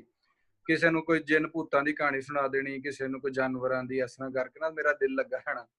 ਫਿਰ ਮੈਂ ਆਪਣੀ ਛੋਟੀ ਜਿਹੀ ਲਾਇਬ੍ਰੇਰੀ ਵੀ ਬਣਾਈ ਸੀ, ਜਿਸ 'ਚ ਬੱਚਿਆਂ ਦੀਆਂ ਕਹਾਣੀਆਂ ਹੁੰਦੀਆਂ ਸਨ। ਇੱਕ ਅਲਮਾਰੀ ਦਾ ਜਿਹੜਾ ਦਰਾਜ਼ ਸੀ ਨਾ, ਉਹਦੇ ਤੇ ਮੈਂ ਕਬਜ਼ਾ ਕੀਤਾ ਹੋਇਆ ਸੀ। ਉਹਦੇ ਤੇ ਸਾਰੀਆਂ ਆਪਣੀਆਂ ਕਿਤਾਬਾਂ ਰੱਖੀਆਂ ਸਨ, ਉੱਤੇ ਮੱਲ ਮਾਰੀ ਸੀ, ਔਰ ਕਿਸੇ ਨੂੰ ਮੈਂ ਛੇੜਨ ਨਹੀਂ ਸੀ ਦਿੰਦਾ। ਉਹ ਕਰਦੇ ਉਹ ਸਾਰੇ ਉਹ ਚੀਜ਼ ਹੈ ਸੀ ਅੰਦਰ। ਤੇ ਅਫਸਾਨਾ ਨਿਗਾਰੀ ਜਾਂ ਕਹਿ ਲਓ ਕਹਾਣੀਕਾਰੀ ਵੱਲ ਮੈਂ ਆਇਆ ਔਰ ਮੈਂ ਪਹਿਲੇ ਉਰਦੂ ਦੇ ਵਿੱਚ ਲਿਖਿਆ। ਉਹਦੀ ਵਜ੍ਹਾ ਕੀ ਸੀ ਉਰਦੂ ਦੇ ਵਿੱਚ ਲਿਖਣ ਦੀ, ਉਹ ਮੈਂ ਦੱਸਣੀ ਚਾਹਾਂਗਾ ਤੁਹਾਡੇ ਪਲੇਟਫਾਰਮ ਦੇ ਥਰੂ। ਜ਼ਰੂਰ ਦੱਸੋ। ਮਤਲਬ ਬੇਸਿਕ ਜੀ ਚੀਜ਼ ਹੈ ਕਿ ਸਾਡੇ ਇੱਥੇ ਸਕੂਲਾਂ ਦੇ ਵਿੱਚ ਪੰਜਾਬੀ ਨਹੀਂ ਪੜ੍ਹਾਈ ਜਾਂਦੀ, ਠੀਕ ਹੈ, ਔਰ ਸਾਨੂੰ ਬਿਲਕੁਲ ਨਹੀਂ ਪਤਾ ਹੁੰਦਾ ਕਿ ਪੰਜਾਬੀ ਲਿਟਰੇਚਰ ਵੀ ਕੋਈ ਚੀਜ਼ ਹੈ, ਬੀਇੰਗ ਪਾਕਿਸਤਾਨੀ ਪੰਜਾਬੀ। ਅੱਛਾ, ਜਦੋਂ ਅਸੀਂ ਨਵੇਂ ਲਿਟਰੇਚਰ ਵੱਲ ਜਾਣ ਦੀ ਕੋਸ਼ਿਸ਼ ਕਰਨੇ ਆ, ਯੂਥ ਜਿਹੜੀ ਸਾਡੀ ਹੈ, ਤੇ ਉਹ ਉਰਦੂ ਸ਼ਾਇਰੀ ਵੱਲ ਪਹਿਲਾਂ ਸਭ ਤੋਂ ਜਾਂਦੀ ਹੈ, ਔਰ ਰੋਮਾਂਟਿਕ ਸ਼ਾਇਰੀ ਵੱਲ ਜਾਂਦੀ ਹੈ ਜਾਂ ਲਿਟਰੇਚਰ ਵੱਲ ਜਾਂਦੀ, ਕਿਉਂਕਿ ਉਹਨੂੰ ਦੱਸਿਆ ਜਾਂਦਾ ਕਿ ਲਿਟਰੇਚਰ ਦਾ ਮਤਲਬ ਹੈ ਉਰਦੂ ਲਿਟਰੇਚਰ। ਹਾਲਾਂਕਿ ਦੁਨੀਆ ਦੇ ਵਿੱਚ ਹਜ਼ਾਰਾਂ ਜ਼ੁਬਾਨਾਂ ਨੇ ਔਰ ਹਜ਼ਾਰਾਂ ਤਰ੍ਹਾਂ ਦਾ ਹਰ ਜ਼ੁਬਾਨ ਦੇ ਵਿੱਚ। ਤੇ ਮੈਂ ਵੀ ਯਕੀਨੀ ਤੌਰ ਤੇ ਮੇਰੇ ਸਾਹਮਣੇ ਜੋ ਚੀਜ਼ਾਂ ਸਿਆਲਕੋਟ 'ਚ ਆਇਆ ਸਨ ਔਰ ਜੋ ਵੀ ਆਇਆ ਸੀ, ਮੈਂ ਉਹਦੇ ਤੋਂ ਇਨਸਪਾਇਰ ਹੋਣਾ ਸੀ, ਉੱਥੋਂ ਹੀ ਮੈਂ ਜਿਹੜਾ ਹੈ ਚੀਜ਼ਾਂ ਸਿੱਖਣੀਆਂ ਸਨ, ਤੇ ਮੈਂ ਉਰਦੂ 'ਚ ਲਿਖਣਾ ਸ਼ੁਰੂ ਕਰ ਦਿੱਤਾ। ਉਰਦੂ 'ਚ ਮੈਂ ਅਫਸਾਨਾ ਲਿਖਿਆ, ਔਰ ਮਤਲਬ ਜ਼ਾਹਿਰ ਹੈ ਪਹਿਲਾ ਅਫਸਾਨਾ ਤੇ ਨਹੀਂ ਚੰਗਾ ਹੁੰਦਾ ਤੁਹਾਡਾ, ਫਿਰ ਤੁਸੀਂ ਗ੍ਰੈਜੂਅਲੀ ਚੀਜ਼ਾਂ ਸਿੱਖਦੇ। ਲੇਕਿਨ ਇੱਕ ਅਹਿਮ ਚੀਜ਼ ਜਿਹੜੀ ਮੇਰੀ ਅਫਸਾਨਾ ਨਿਗਾਰੀ 'ਚ ਮੈਨੂੰ ਕੰਮ ਆਈ, ਉਹ ਮੇਰਾ ਲਾਹੌਰ ਆਣਾ ਸੀ। ਲਾਹੌਰ ਆਉਣ ਤੋਂ ਬਾਅਦ ਮੈਂ ਹਲਕਾ ਬਾਬੇ ਜ਼ੌਕ ਤੋਂ ਆਸ਼ਨਾ ਕਿ ਅੱਛਾ ਇਸ ਤਰ੍ਹਾਂ ਦੀ ਕੋਈ ਤਨਜ਼ੀਮ ਹੈ, ਪ੍ਰੋਗਰੈਸਿਵ ਰਾਈਟਰ ਐਸੋਸੀਏਸ਼ਨ ਕੀ ਚੀਜ਼ ਹੈ, ਉੱਥੇ ਆਣਾ ਜਾਣਾ ਹੋਇਆ, ਲੋਕਾਂ ਦੀਆਂ ਤਹਿਰੀਰਾਂ ਸੁਣੀਆਂ, ਸਿੱਖੀਆਂ, ਸੀਨੀਅਰਸ ਕਿਸ ਤਰ੍ਹਾਂ ਕ੍ਰਿਟਿਸਿਜ਼ਮ ਕਰਦੇ ਨੇ, ਓਰੀਜਨਲੀ ਲਿਟਰੇਚਰ ਹੁੰਦਾ ਕੀ ਹੈ, ਉਹ ਕਰਦੇ ਅੱਛਾ ਮੈਂ ਉਹਨਾਂ ਨੂੰ ਦੱਸ ਪਾਈ ਕਿ ਜੀ ਮੇਰਾ ਵੀ ਅਫਸਾਨਾ ਰੱਖੋ। ਔਰ ਉਹ ਆਮਿਰ ਫਰਾਜ਼ ਸਾਹਿਬ ਉਦੋਂ ਸੈਕਟਰੀ ਸਨ, ਉਹ ਜ਼ਿਆਦਾਤਰ ਉਹੀ ਸੈਕਟਰੀ ਹੁੰਦੇ ਨੇ, ਤੇ ਉਦੋਂ ਵੀ ਉਹੀ ਸਨ। ਉਹਨਾਂ ਮੇਰਾ ਅਫਸਾਨਾ ਸ਼ੈਡਿਊਲ ਕੀਤਾ ਉੱਥੇ, ਤੇ ਕਹਿ ਲਓ ਮੇਰੀ ਇੱਜ਼ਤ ਰਹਿ ਗਈ, ਬੜੀ ਐਪਰੀਸੀਏਸ਼ਨ ਮਿਲੀ, ਬੜੀ ਚੰਗੀ ਤਨਕੀਦ ਵੀ ਹੋਈ, ਲੇਕਿਨ ਤਾਰੀਫ ਵੀ ਹੋਈ, ਮਿਲੀ ਜੁਲੀ ਚੀਜ਼ਾਂ ਸਨ। ਸੋ ਉਹ ਮੇਰਾ ਪਹਿਲਾ ਇੰਟਰੋਡਕਸ਼ਨ ਸੀ to the writers of Lahore. ਅੱਛਾ, ਉਸ ਤੋਂ ਬਾਅਦ ਵੀ ਫਿਰ ਕੁਝ ਅਫਸਾਨੇ ਮੈਂ ਉਰਦੂ 'ਚ ਲਿਖੇ, ਲੇਕਿਨ ਇੱਕ ਚੀਜ਼ ਮੈਨੂੰ ਲੱਗਦਾ ਸੀ ਕੁਝ ਮਿਸਿੰਗ ਜਿਹਾ ਹੋ ਰਿਹਾ ਵਿੱਚ ਨਾ। ਮੈਨੂੰ ਲੱਗਦਾ ਸੀ ਕਿ ਮੈਂ ਜੋ ਵੀ ਸੋਚਣਾ ਮੈਂ ਪੰਜਾਬੀ 'ਚ ਸੋਚਣਾ, ਲੇਕਿਨ ਜਦੋਂ ਮੈਂ ਲਿਖਣ ਪੈਣਾ ਮੈਂ ਉਰਦੂ 'ਚ ਲਿਖਣ ਲੱਗ ਪੈਣਾ, ਤੇ ਮੈਨੂੰ ਲੱਗਦਾ ਸੀ ਕਿ ਮੈਂ ਆਪਣੀ ਸਾਰੀ ਸੋਚ, ਆਪਣੇ ਸਾਰੇ ਖਿਆਲਾਤ ਦਾ ਤਰਜਮਾ ਕਰ ਰਿਹਾ ਕਿਸੇ ਹੋਰ ਜ਼ੁਬਾਨ 'ਚ, ਜਿਹੜੀ ਕਿ ਮੇਰੀ ਸੈਕੰਡ ਜ਼ੁਬਾਨ ਹੈ, ਫਸਟ ਲੈਂਗੁਏਜ ਨਹੀਂ ਹੈ। ਅੱਛਾ, ਮੈਨੂੰ ਲਿਖਣਾ ਵੀ ਨਹੀਂ ਸੀ ਆਉਂਦਾ ਪੰਜਾਬੀ ਦੇ ਵਿੱਚ, ਕਿਉਂਕਿ ਪੜ੍ਹੀ ਨਹੀਂ ਸੀ ਕਦੇ। ਇੱਕ ਦਿਨ ਮੈਂ ਆਪੇ ਹੀ ਸੋਚਿਆ, ਆਪੇ ਹੀ ਠਾਣੀ, ਮੈਂ ਕਿਹਾ ਕਿ ਮੈਨੂੰ ਜੋ ਮੈਂ ਸੋਚ ਰਿਹਾ ਮੈਨੂੰ ਉਹ ਲਿਖ ਦੇਣਾ ਚਾਹੀਦਾ, ਬਜਾਏ ਇਸ ਦੇ ਕਿ ਮੈਂ ਤਰਜਮਾ ਕਰਾਂ ਕਿਸੇ ਹੋਰ ਜ਼ੁਬਾਨ ਵਿੱਚ।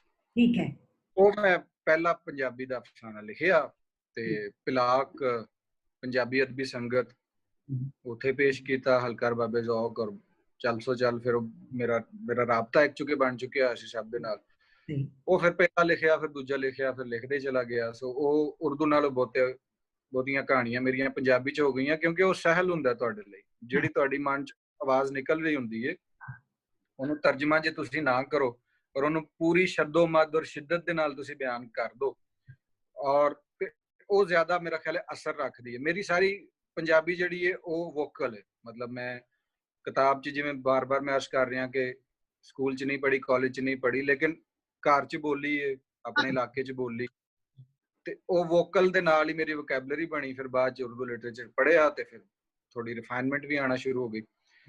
ਅੱਛਾ, ਫਿਰ ਜਦੋਂ ਮੈਂ ਯੂਨੀਵਰਸਿਟੀ ਗਿਆ ਤੇ ਉੱਥੇ ਯੂਨੀਵਰਸਿਟੀ ਸਾਨੂੰ ਭੇਜਦੀ ਸੀ ਮੁਖਤਲਿਫ ਕੰਪੀਟੀਸ਼ਨਸ ਦੇ ਵਿੱਚ to represent government college university.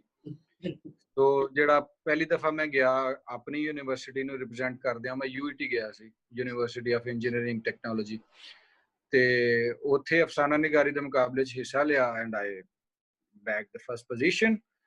And ਜਦੋਂ ਨਵਾਂ ਤੁਸੀਂ ਕੋਈ ਵੀ ਚੀਜ਼ ਅਚੀਵ ਕਰਦੇ ਹੋ, ਜ਼ਿਆਦਾ ਖੁਸ਼ੀ ਹੁੰਦੀ ਹੈ, ਬਹੁਤ ਖੁਸ਼ੀ। ਫਿਰ ਹਾਂਜੀ, ਫਿਰ ਦੂਸਰੀ ਦਫਾ ਜਦੋਂ ਭੇਜਿਆ ਗਿਆ ਉਹ ਫਿਰ ਲਮਸ ਗਿਆ ਮੈਂ, ਉੱਥੋਂ ਦਾ ਕੁਝ ਹੋਰ ਟੈਕਨੀਕ ਸੀ, ਉੱਥੇ ਔਨ ਸਪੌਟ ਲਿਖਣਾ ਸੀ। ਅੱਛਾ, UET, ਹਾਂਜੀ, UET ਦੇ ਵਿੱਚ ਪਹਿਲੇ ਸਬਮਿਟ ਕਰਾਉਣਾ ਸੀ, ਤੇ ਲਮਸ ਦੇ ਵਿੱਚ ਉੱਥੇ ਜਾ ਕੇ ਉਹਨਾਂ ਦੱਸਣਾ ਸੀ ਕਿ ਇਹ ਟੌਪਿਕ ਇਹਦੇ ਤੇ ਲਿਖੋ। ਠੀਕ ਹੈ। ਅੱਛਾ, ਜਿਵੇਂ ਇਮਤਿਹਾਨ ਹੋ ਰਿਹਾ ਹੁੰਦੇ ਹਨ, ਅਸੀਂ ਬਹਿ ਗਏ ਔਨ ਸਪੌਟ, ਮੈਂ ਕਹਾਣੀ ਲਿਖੀ, and again I stood first in that particular competition. ਫਿਰ ਜਨਾਬ ਥੀਏਟਰ ਮੈਂ ਲਿਖਿਆ, ਥੀਏਟਰ ਤੇ ਮੈਂ ਕਰ ਹੀ ਰਿਹਾ ਸੀ, ਲੇਕਿਨ ਮੈਂ ਥੀਏਟਰ ਲਿਖਿਆ ਵੀ।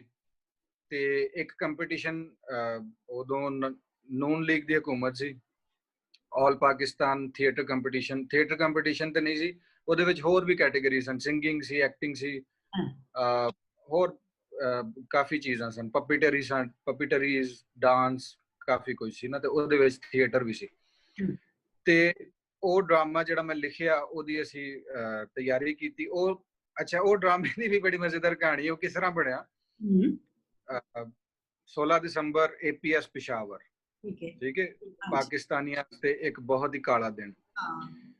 ਉਹ APS ਪਿਸ਼ਾਵਰ ਹੋਇਆ ਤੇ ਸਾਰੇ ਅਸੀਂ ਯੂਨੀਵਰਸਿਟੀ 'ਚ ਅਸੀਂ ਪ੍ਰੋਟੈਸਟ ਵੀ ਕੀਤਾ। ਸਾਰਾ ਪਾਕਿਸਤਾਨ ਜਿਹੜਾ ਰੋ ਰਿਹਾ ਸੀ ਇੱਕ ਤਰ੍ਹਾਂ। ਬੜਾ ਹੀ ਮੁਸ਼ਕਿਲ ਹਾਲਾਤ ਸਨ। ਬੀਇੰਗ ਐਨ ਆਰਟਿਸਟ ਤੇ ਬਹੁਤ ਹੀ ਮੁਸ਼ਕਿਲ ਸਨ। ਨਰਮ ਦਿਲ ਦਾ ਹੁੰਦਾ ਨਾ ਆਰਟਿਸਟ, ਰਾਈਟਰ ਵੀ। ਅੱਛਾ, ਮੈਂ ਆਪਣੇ ਜਿਹੜੇ ਕਲੱਬ ਮੈਂਬਰ ਸਨ ਨਾ, ਉਹਨਾਂ ਨੂੰ ਮੈਂ ਕਿਹਾ ਕਿ ਇਸ ਤਰ੍ਹਾਂ ਕਰਨੇ ਆ ਕਿ ਅਸੀਂ ਨਾ ਜਾ ਕੇ ਲੜ ਨਹੀਂ ਸਕਦੇ ਕਿਸੇ ਵੀ ਟੈਰਰਿਸਟ ਦੇ ਨਾਲ ਜਾਂ ਕਿਸੇ ਵੀ ਬਾਰਡਰ ਤੇ ਜਾ ਕੇ। ਤੇ ਅਸੀਂ ਆਰਟਿਸਟ ਹਾਂ, ਅਸੀਂ ਕਲਮ ਨਾਲ ਲੜਨਾ ਹੈ, ਅਸੀਂ ਐਕਟਰ ਹਾਂ, ਅਸੀਂ ਐਕਟਿੰਗ ਨਾਲ ਲੜਨਾ। ਤੇ ਕਿਉਂ ਨਾ ਅਸੀਂ ਇੱਕ ਡਰਾਮਾ ਬਣਾਈਏ ਇਸ ਹਵਾਲੇ ਦੇ ਨਾਲ, ਔਰ ਆਪਣੇ ਹਿੱਸੇ ਦਾ ਪਾਣੀ ਪਾਈਏ ਇਸ ਸ਼ਹਿਰ ਦੇ ਵਿੱਚ। ਉਹਨਾਂ ਕਿਹਾ ਉਹ ਠੀਕ ਹੈ, ਉਹ ਵੀ ਜ਼ਾਹਿਰ ਗਮਗੀਨ ਸਨ। ਉਹ ਫਿਰ ਮੈਂ ਬਹਿ ਕੇ ਲਿਖਿਆ and I was so sad and gloomy and what not. ਲਿਖਦਾ ਚਲਾ ਗਿਆ। ਉਹ ਡਰਾਮਾ ਜਿਹੜਾ ਹੈ ਨਾ, ਉਸ ਕੰਪੀਟੀਸ਼ਨ 'ਚ ਅਸੀਂ ਪ੍ਰੈਜ਼ੈਂਟ ਕੀਤਾ, ਔਰ ਉੱਥੇ ਵੀ ਸਾਡੀ ਲੱਕੀਲੀ ਕਹਿ ਲਓ ਮਿਹਨਤ ਸੀ ਸਾਡੀ, ਜਾਂ ਜੋ ਵੀ ਸੀ, ਪਹਿਲੀ ਪੋਜੀਸ਼ਨ ਆ ਗਈ। ਤੇ ਅਖਬਾਰਾਂ ਦੇ ਵਿੱਚ ਨਾਮ वगैरह आ गया कि जी गवर्नमेंट कॉलेज यूनिवर्सिटी का खेल पहली पोजीशन पे है, और उसके लिखने वाले जो हैं वो वहीं के स्टूडेंट हैं, और उनका नाम ये है। सो वो क्लिपिंग चुक के मैं बड़ी सांभ के रखी, घर जाके विखाई, and I was so excited in those days. वो इस तरह दी चीज़ां थिएटर 'ਚ ਵੀ ਲਿਖਣ 'ਚ ਵੀ ਚੱਲਦੀਆਂ ਰਹੀਆਂ। ਫਿਰ ਬਾਅਦ ਦੇ ਵਿੱਚ ਉਰਦੂ ਦੇ, ਜਿਵੇਂ ਮੈਂ ਤੁਹਾਨੂੰ ਦੱਸਿਆ ਕਿ ਮੇਰੇ ਅਫਸਾਨੇ ਉਰਦੂ ਦੇ ਮੈਗਜ਼ੀਨਸ ਵਿੱਚ ਛਪਦੇ ਰਹੇ। ਉਹ ਤੁਹਾਡੇ ਕੋਲ ਲਿਸਟ ਵੀ ਹੈ ਵੇ। ਫਰਾਜ਼ ਕਾਗਜ਼ੀ ਪੈਰਹਨ 'ਚ ਮੇਰਾ ਪਹਿਲਾ ਅਫਸਾਨਾ ਛਪਿਆ ਸੀ। ਇਸ ਤੋਂ ਇਲਾਵਾ ਵੀ ਹੋਰ ਵੀ ਮੈਗਜ਼ੀਨਸ ਨੇ। ਪੰਜਾਬੀ ਦਾ ਜਿਹੜਾ ਪਹਿਲਾ ਮੇਰਾ ਅਫਸਾਨਾ ਸੀ, ਉਹ ਜਮੀਲ ਪੌਲ ਸਾਹਿਬ ਦਾ ਰਿਸ਼ਤਾ ਨਿਕਲਦਾ ਸੀ ਸਵੇਰ ਇੰਟਰਨੈਸ਼ਨਲ ਦੇ ਨਾਂ ਤੋਂ। ਗਾਲਬਨ ਹੁਣ ਬੰਦ ਹੋ ਗਿਆ। ਉਹਦੇ 'ਚ ਮੇਰਾ ਪਹਿਲੀ ਕਹਾਣੀ ਛਪੀ ਸੀ। ਫਿਰ ਦੂਸਰੀ ਕਹਾਣੀ ਵੀ ਉੱਥੇ ਛਪੀ। ਫਿਰ ਜਨਾਬ ਮੇਰੀ ਤੀਸਰੀ ਕਹਾਣੀ ਜਿਹੜੀ ਹੈ ਉਹ ਇੰਡੀਅਨ ਪੰਜਾਬ ਜਾਂ ਚੜ੍ਹਦੇ ਪੰਜਾਬ ਦੇ ਵਿੱਚ ਗੁਰਮੁਖੀ ਵਿੱਚ ਛਪੀ। ਅੱਛਾ। ਤੇ ਹੁਣ ਜਿਹੜਾ ਹੈ ਮੇਰੀਆਂ ਕੋਈ 4 ਤੋਂ 5 ਕਹਾਣੀਆਂ ਇੰਡੀਆ ਦੇ ਮੁxtਲਿਫ ਮੈਗਜ਼ੀਨਸ ਦੇ ਵਿੱਚ ਛਪ ਚੁੱਕੀਆਂ ਨੇ।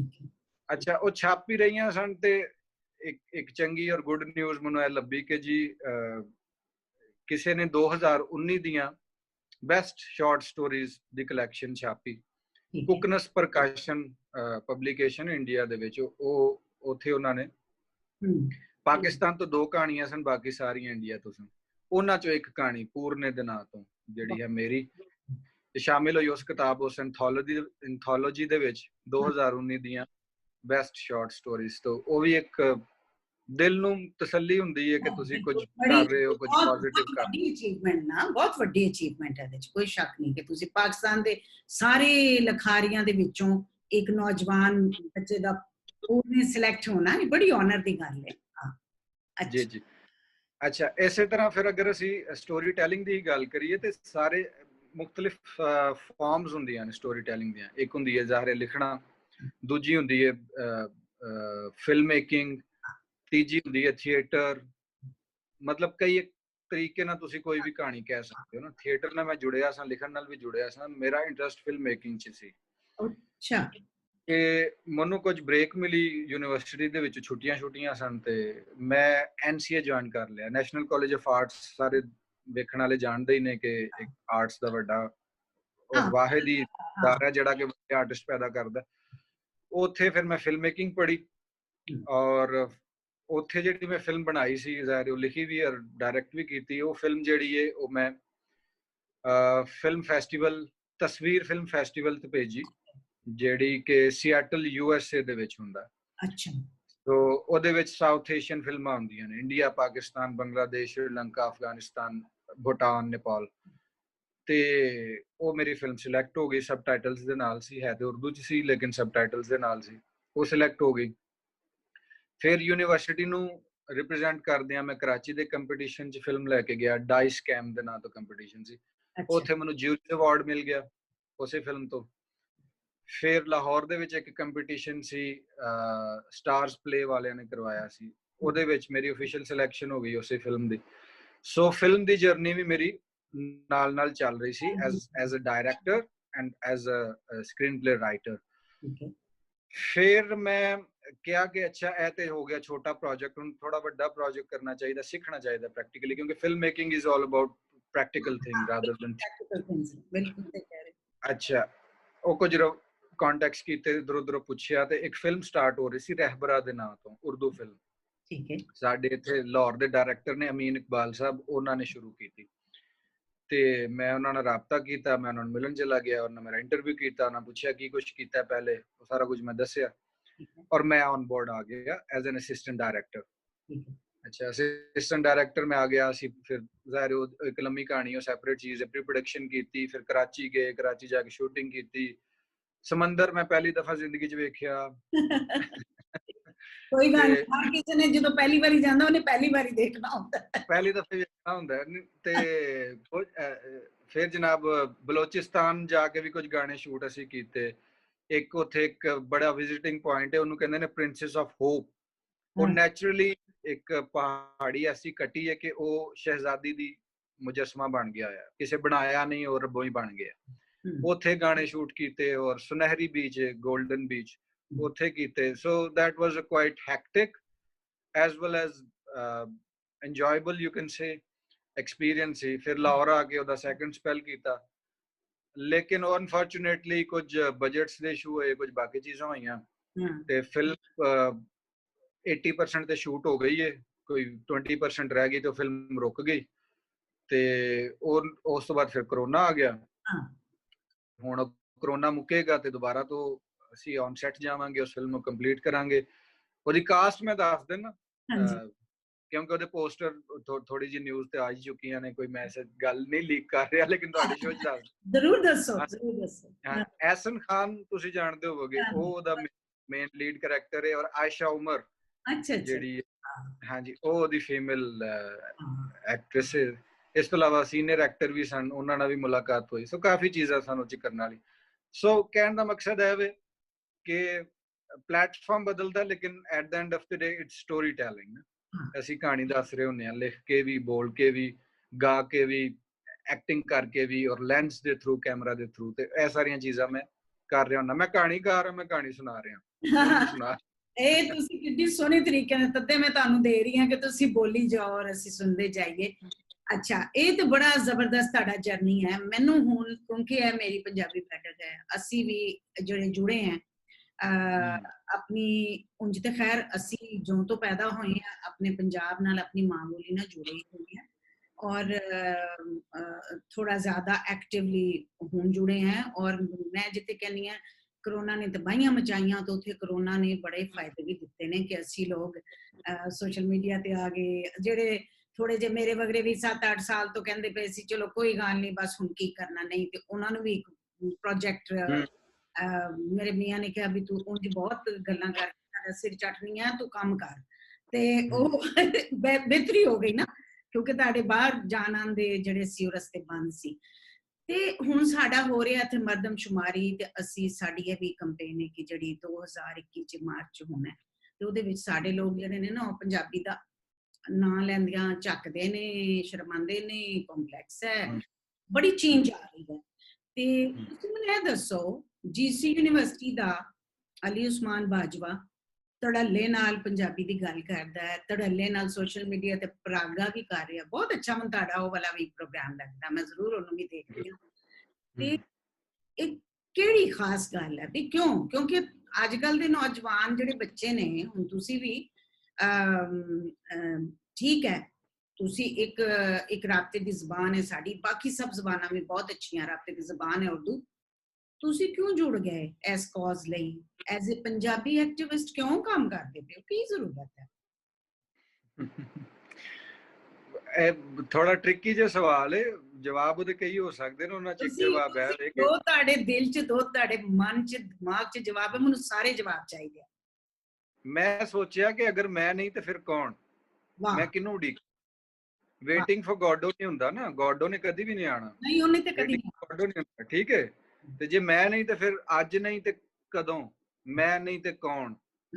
ਸੋ ਮੈਂ ਮੇਰੇ ਸਾਹਮਣੇ ਚੀਜ਼ਾਂ ਆਉਂਦੀਆਂ ਚਲੀਆਂ ਗਈਆਂ, ਥੋੜੀ ਜਿਹੀ ਇਨਫੋਰਮੇਸ਼ਨ ਜਦੋਂ ਮੈਨੂੰ ਮਿਲੀ ਪੰਜਾਬੀ ਦੇ ਹਵਾਲੇ ਦੇ ਨਾਲ, ਤੇ ਮੈਨੂੰ ਲੱਗਾ ਕਿ ਯਾਰ ਵਾਕਈ ਧਰੋਹ ਹੋ ਰਿਹਾ ਇੱਕ ਤੁਹਾਡੀ ਮਾਂ ਬੋਲੀ ਦੇ ਨਾਲ। ਤੇ ਜੇ ਸਾਨੂੰ ਜਿਹੜੀ ਐਜੂਕੇਸ਼ਨ ਹੈ, ਅਗਰ ਗਵਰਨਮੈਂਟ ਕਾਲਜ ਯੂਨੀਵਰਸਿਟੀ ਤੋਂ ਮੈਂ ਪੜ੍ਹਿਆ, ਤੇ ਮੈਨੂੰ ਗਵਰਨਮੈਂਟ ਕਾਲਜ ਨੇ ਇਹੀ ਸਿਖਾਇਆ ਕਿ ਜਿੱਥੇ ਜ਼ੁਲਮ ਹੋ ਰਿਹਾ ਨਾ ਉੱਥੇ ਬੋਲੋ, ਉਹਦੇ ਖਿਲਾਫ ਬੋਲੋ।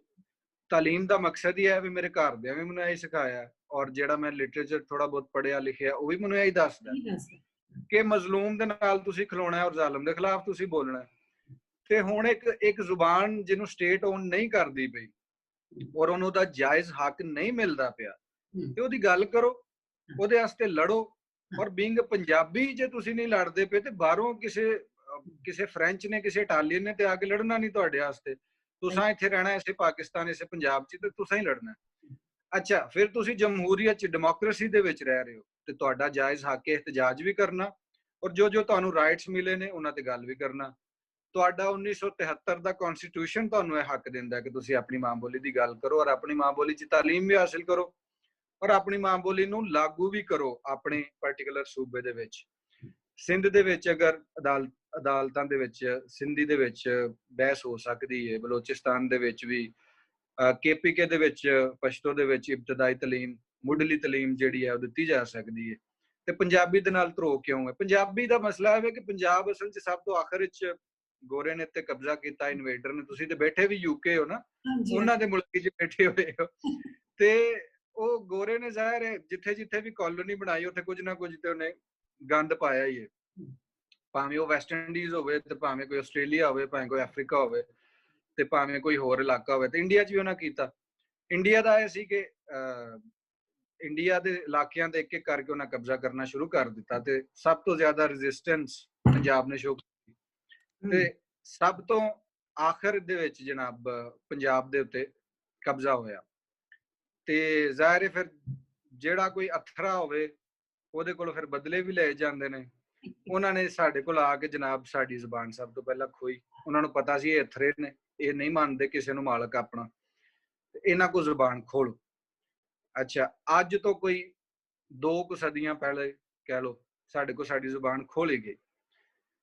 ਤਲਵਾਰ ਵਾਪਸ ਕਰੀਏ ਤੇ ਥੋੜੇ ਪੈਸੇ ਲੱਭਦੇ ਸਨ, ਕਾਇਦਾ ਵਾਪਸ ਕਰੀਏ ਪੰਜਾਬੀ ਦਾ ਤੇ ਬਹੁਤੇ ਪੈਸੇ ਲੱਭਦੇ ਸਨ।